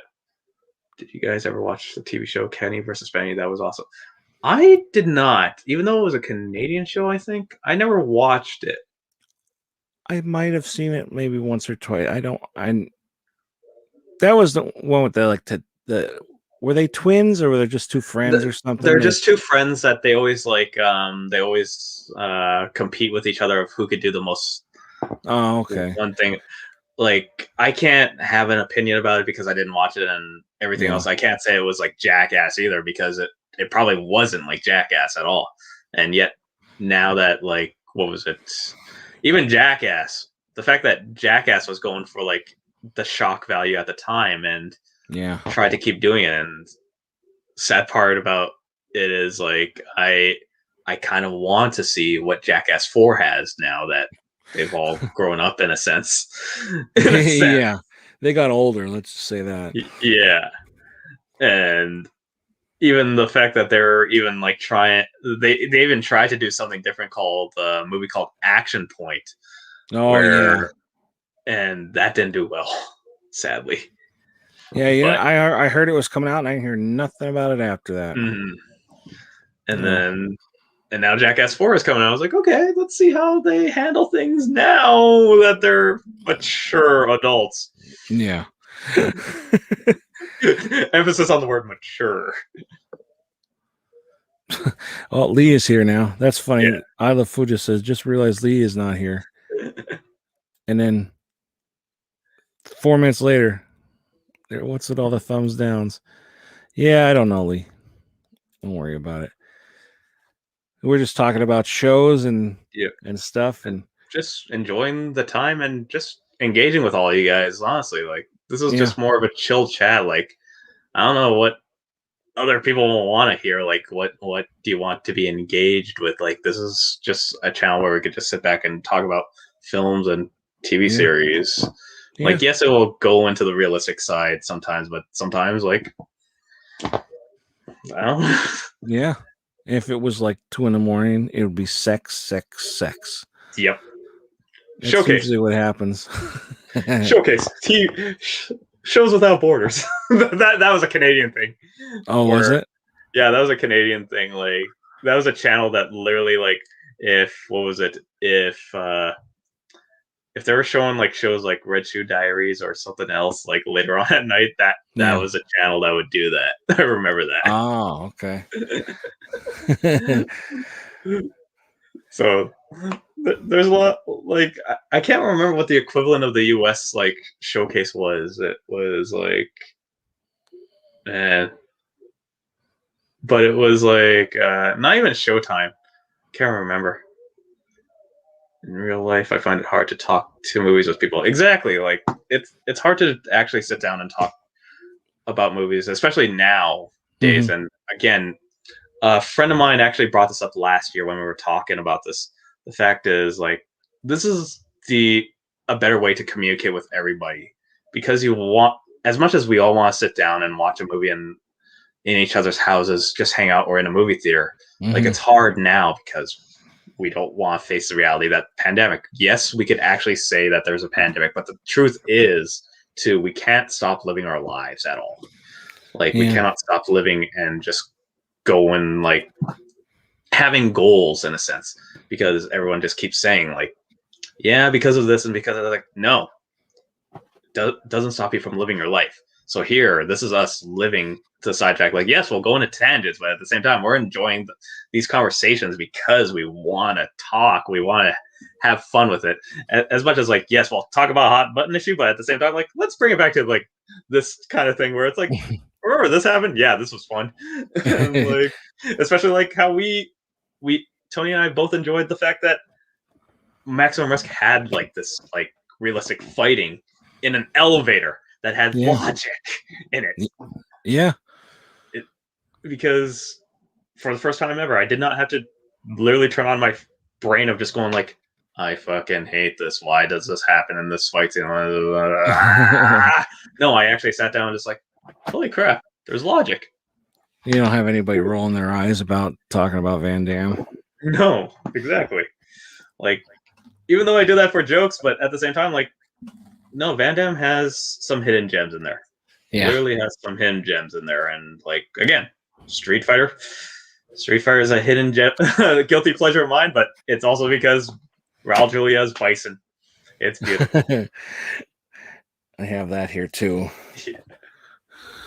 Nice. But this isn't the special edition from them. That got sold out, and then I saw it was like going for like $60. Damn. I'm like, I don't really want it that bad. Like, this will be good enough. Somebody asked me earlier how much did I pay for Nowhere to Run, and I got it on 88 Films website, like the normal price. I think it's like $14.99, UK price. So that's like, say $20. Yeah. So that's actually pretty cheap yeah, they're nice too. They got like postcards in it, posters. Yeah. Not all of them have a poster, but some of them do. And they're coming out with more of them, which I'll be ordering. Yeah.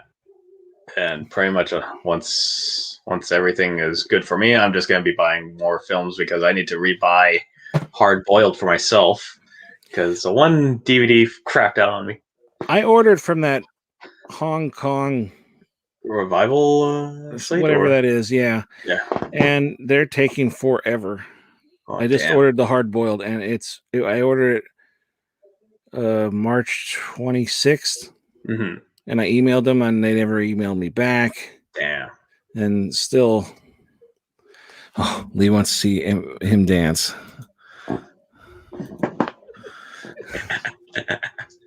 Nice. Honestly, he has moves. Want to watch The Predator? I will say the first three are good. Fuck the fourth one. Honestly.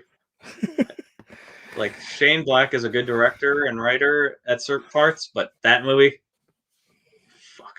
You don't like Predator dogs? They were fine in the third one, just not the fourth one. I agree. I have my gripe about like everything about the fourth one. The fact that they wrote they're hunting to be better, so they'll hunt a kid with autism. Yeah. I was like, what? Who wrote this? And they want it because he's advanced. Yeah. It's like, come on.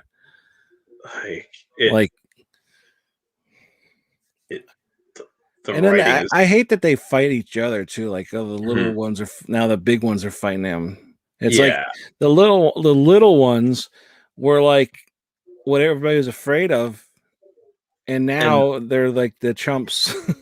I know, and I actually watched like so many videos of just trying to figure out what happened to the Predator, and I was like, yeah, they really just made him the butt of a joke now, especially after Predators came out, and also Alien vs. Predator Requiem, which I really hate.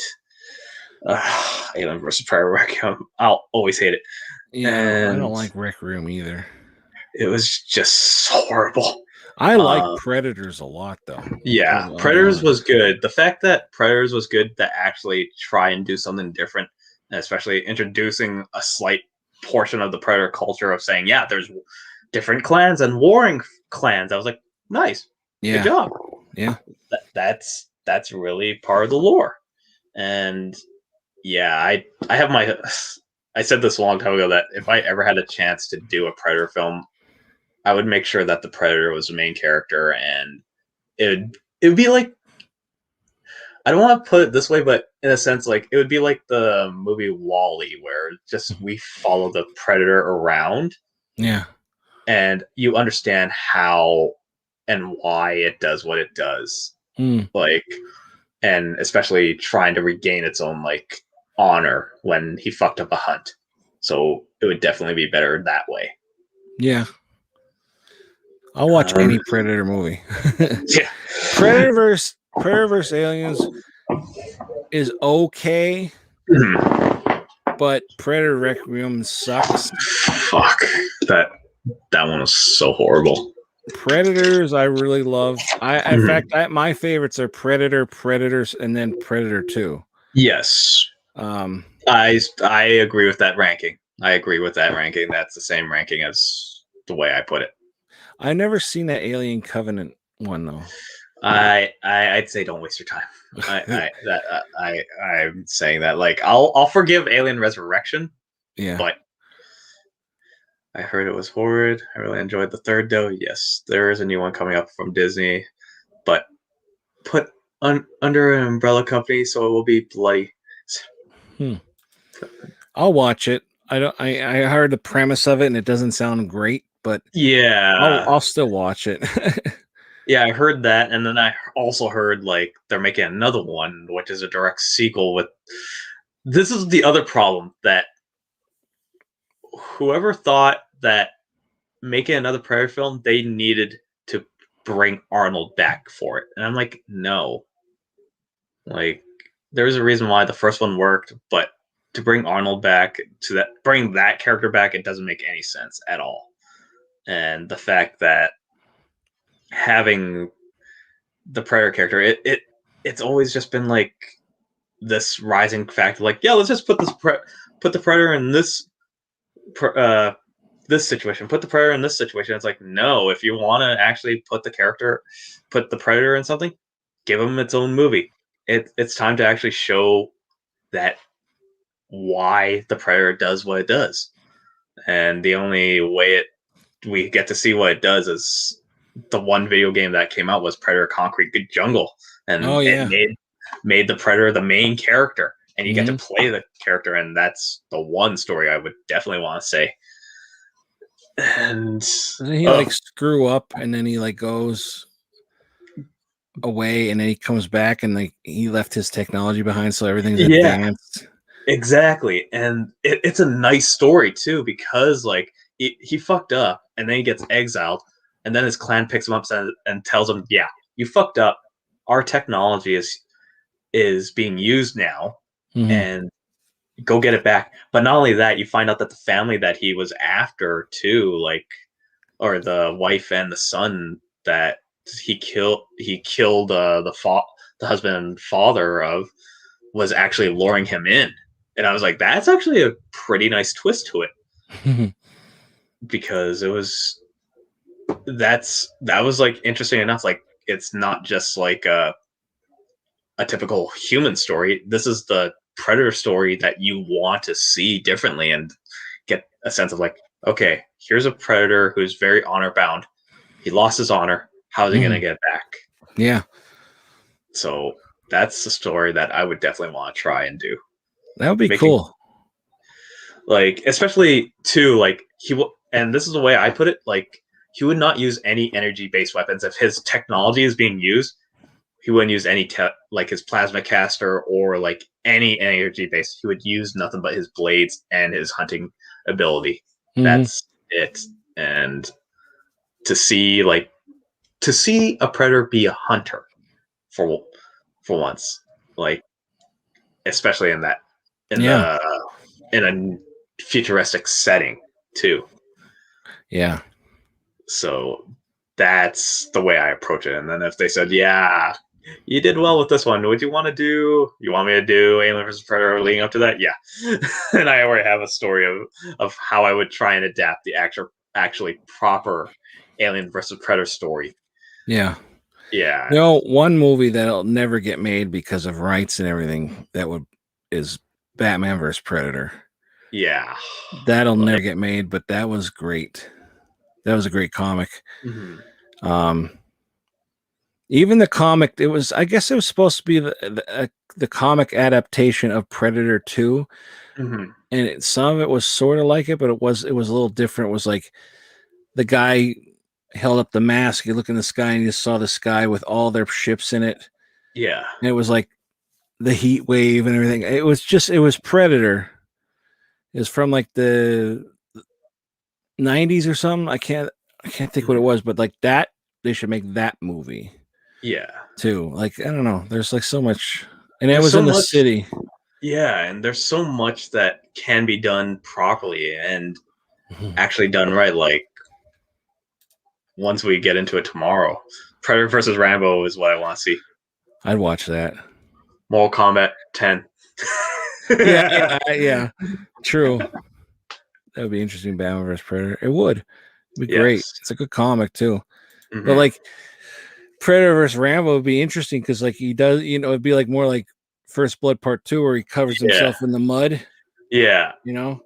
And then actually like to have another like soldier to actually like outwit the Predator in his own way. That'd be interesting. How much different would it be if Stallone was, the main guy in Predator, not Arnold? Yeah, Dutch. That's the name, Dutch. That'd be cool. Yeah, actually, come to think of it, it would be exactly like that universe of Last Action Hero, which a friend of mine actually kept saying. How much do you think it hurt Arnold to say when he saw the Stallone Terminator 2 poster? Like, that's impossible. What's impossible? That's his best acting career. I was like, that's his best acting. Yeah. I'm like, how much did that hurt Arnold to say at the time? Yeah. Like it. I wish somebody had a poster of that. I'd put it up. I know, right? Just Stallone as Terminator 2. I'm like, yes, I'll take that. Like, you know what? I mean, you could probably obviously Photoshop it. I'd like to say, if Sly was Dutch, there'd have been more sequels made. That's true. There'd be, because he's Stallone loves sequels. Yeah, that's like, for sure. Like we've seen so many of the Rambo films that Rambo 5 did not have to happen. Let's be honest. Rocky. I'm glad Rocky finished, and the Rocky 6. We could argue about Creed, but Creed is fine on its own. Honestly, we did not need another escape plan. I only saw the first one. I liked it. Yeah, yeah, the first one's good. Didn't need the other two. Really did not need. The Expendables 3 could have been better. I will admit that. I've only seen the first 2 of that one too. Yeah. But I heard a lot of people say like the third one don't really need. No, it really did not. Like, it did need to happen, but at the same time, like this is where it goes, like, in the sense of like why didn't we just stop at Terminator 2? Did we need the other Terminators? Like, honestly, if the Expendables 2 ended the way it did, like, I think we would have been fine. But yeah, we didn't need that one specifically for Expendables 3. And Michael just asked, did you like the latest Rambo? I did not. I really did not like Rambo: The Last Blood. It was just that bad. I have to see it yet. Yeah. All the 4K ones are cheap. I want to order them all, and I keep putting them in my cart. Yeah. And I'm like, no, I'll take it out. And then I'll put them all back in. I'll take them out. Because it's like the highest price for one is like $14.90 something. Oh, like, wow. I think that newer one's like $12 on 4K. So I'm like, I need them, so I'll get them. I will say this, and when you watch the Rambo: Last Blood, a friend and I saw Rambo: Last Blood in the theater, and we just couldn't stop laughing because of like how ridiculous it was. And then when the ending happened, I just bursted out laughing so hard because of it was just so ridiculous of what happened. Because and my friend just says, "Why are you laughing at this?" I'm like, I can't believe it went that far. This part, and it was just like, this is fucking hilarious. And now I definitely want to see it. when you watch it, you'll probably wonder, like, why was he laughing? Okay, I can see why he laughed. Like, because Rambo, the Rambo 4, I can appreciate like the fact that it is supposed to be a what's called a violent film because of the whole setting of what it is. Yeah, this one was just like, why was this needed? Because like I understand it was doing the whole like story-wise, it was doing the like Taken angle, but it was just more or less like, here it is. Go with it. And I'm going, I can't go with this. This is just what? Why? What?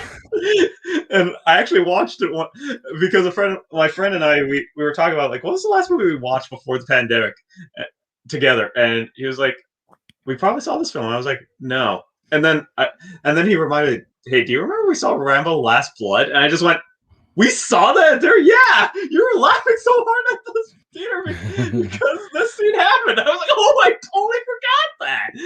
I don't want to remember that film. And then when it came free on Prime, I was like, I'll try and watch it again, and I just left it on the background. Yeah. Then when that scene popped up again, I'm like, this is fucking stupid. And it's so funny. Well, it is on Prime, isn't it? Yeah. I forgot about that. Like, well, I'll watch it on Prime, but I know I'm gonna end up buying them all anyway. Just I have to have all of them, you know. No, I agree. Like it's almost like you have to complete the collection of, right. And right now, like I still haven't bought Terminator Genesis, and I haven't bought Dark Fate yet. But I appreciate Dark Fate for actually trying something different, whereas Genesis was all right. I have to watch Dark Fate yet, but I did see Genesis, and I like Genesis. I thought it wasn't bad. Like, yeah, it worked how they fixed it. Yeah, you know. And then Salvation is like the black sheep, where not everyone just like says like, yeah, about this one, and they don't know what to say about that one. And then I don't hate it. I don't hate it, but it's not great, but I don't hate it. Yeah. I think I heard about like Arnold's gonna be in it. Like, oh, that's great. And then you see this like CGI piece of shit. It's like, oh, just why? Do. It's like, oh my god. And then there he is, and it's like, okay, they CGI'd his face. And then you look at Genesis, it's like, oh yeah, they CGI'd his. Looks a lot better. Yeah. You know. I will say they did it. This is a slight spoiler. They did it all right in Dark Fate, which was surprising how they did it in Dark Fate. Because when I first remembered watching it in theaters, I was like, holy crap, they actually did all right in this one. Not bad. Like, the CGI was not bad. I remember seeing the... Oh, and Sarah Connor's in it. I know that. Yeah. Which, like... Oh, yeah, she... See, I have to watch it, because I know it's like he and her and him were in Genesis. And I don't know. I have to watch it. Yeah. But it was... I don't want to ruin it for anybody who hasn't seen it. Now we're not spoiling anything. The first part was spoiling for Maximum Risk, but now we're not trying to spoil. Yeah, it's because if you haven't seen any of these movies, go out and see them, and then we'll definitely talk about them. Oh, yeah. And, like, I did see a question about what is my favorite Van Damme movie, and still number one so far is Wake of Death, because his acting is pretty superb on there. And that's... Like, what year is that from? This is, I believe, 2000... Where are you? Damn it! Where are you? In the year 2004. 2004. Yeah, like right after his like trying to be like more serious, and also getting off his drug habit. That's a shame. Yeah. Tony, approximately how many movies do you have in your collection? A lot. I honestly don't know. Probably. I lost count at one. Probably a couple thousand. I'm guessing. I don't know. It's like you look at it, it's like, okay, there's 10 right there. And by the end of the row, it's like there's like 100 there. It's like, I don't know. I have a lot.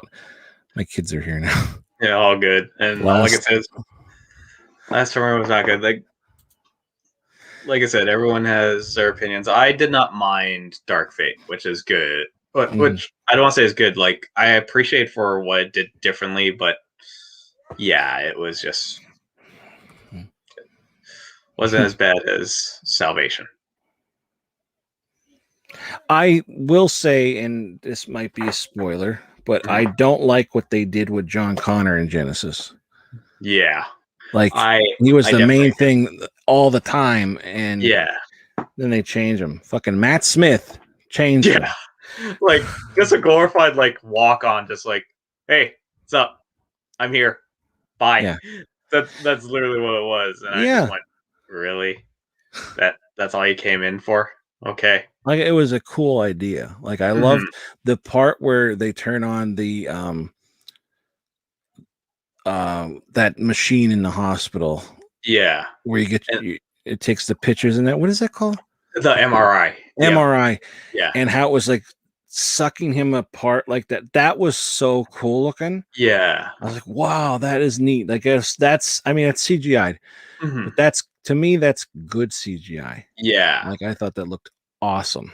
Especially like how like even when he was like tearing up from the fact of being pulled apart, I was like, okay, that's a nice detail that he is trying to still be human, but at the same time, like, fuck, he's getting sucked by this thing. He's getting sucked. Yeah.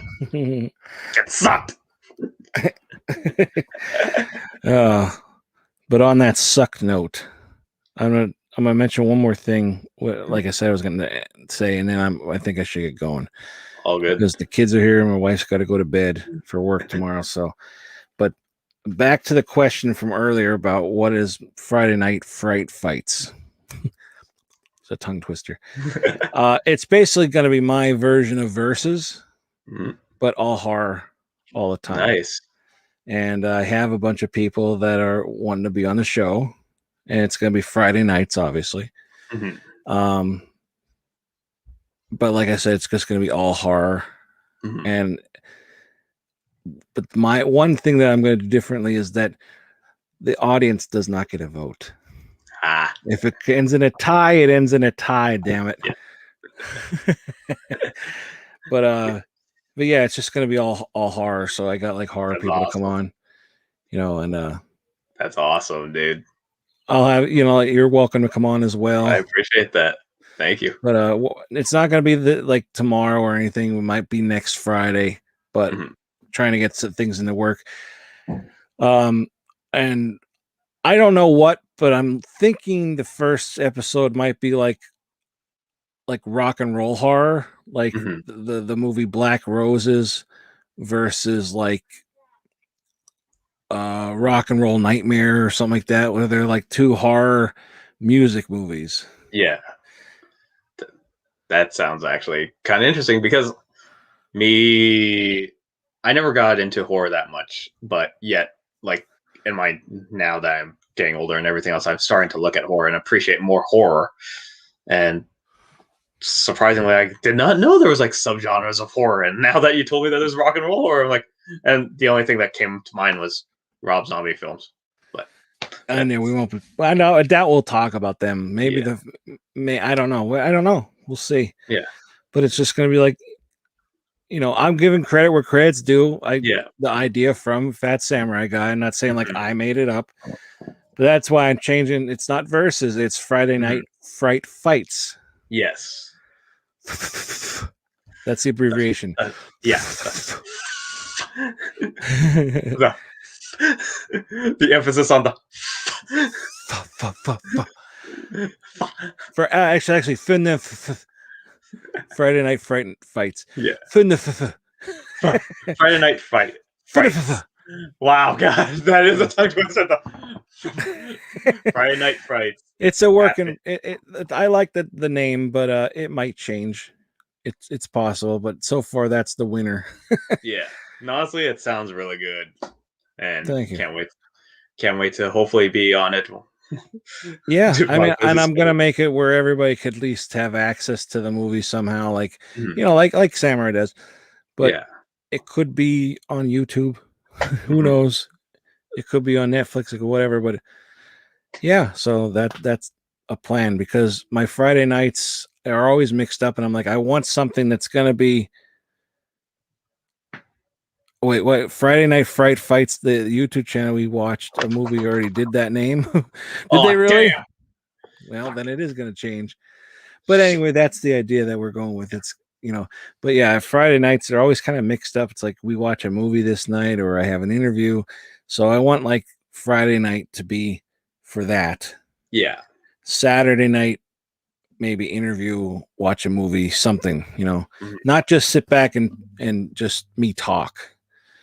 I want something. I want more people involved in that. You know? I can't do it every night like Fat Samurai Guy can. I don't know how he does that. That's crazy. But yeah, so that's what I'm doing. Yeah. But no, it's like it's good to keep busy and good to keep your own content the way you envision it and everything else, and that's what keeps like everyone coming back. And honestly, that's good to have like the support of the chat and even my support also, like, and bringing me out to do this. And it's good to actually engage with everyone here. Yeah. Well, I guess I can't go with that name. I already thought of something else though. I'll have to be something horror related. If anybody has any ideas, let me know. And the person who comes up with an idea that I like, you could be on an episode. How's that? Nice. There we go. Just one though. You can't be a member for life. No, we'll see. But yeah, I have an idea just now. I just thought of something like, oh, that could work, but I won't say it in case I get my dreams stomped on again. But yeah, you know, since we're gonna end this, tell everybody where they could find you. You know, plug your stuff again. So again, my name is Kyle Wong. I'm a filmmaker. You could check my Instagram out at KylePKSWong at KylePKSWong on Instagram. My Facebook page is Black Ice 140 Productions, and you can find that also on YouTube. I've done short films before and might be working on something very big soon. I can't say what yet, but other than that's where you could find me.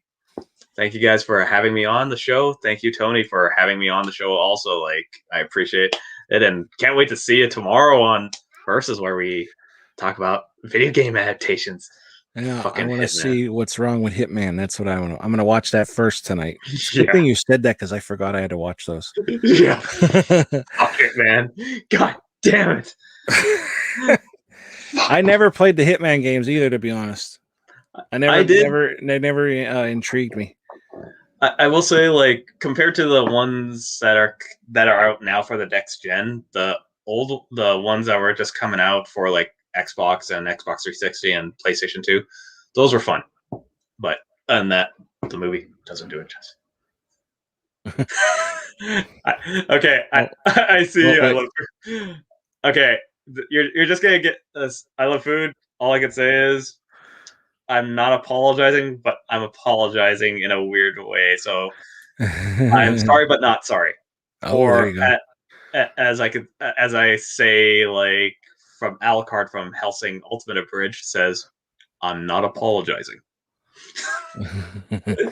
He's like, I'm sorry you liked that movie. There we go. Tony said it for me. Exactly. Well, as far as me, you obviously know, everybody knows where you can find me in the description boxes, all the links. I will add all of Kyle's information down there because I didn't do that right now, but I will add it, and you can check him out at all that stuff that he said. And obviously tomorrow night we'll both be on Versus on That Fat Samurai Guy's channel.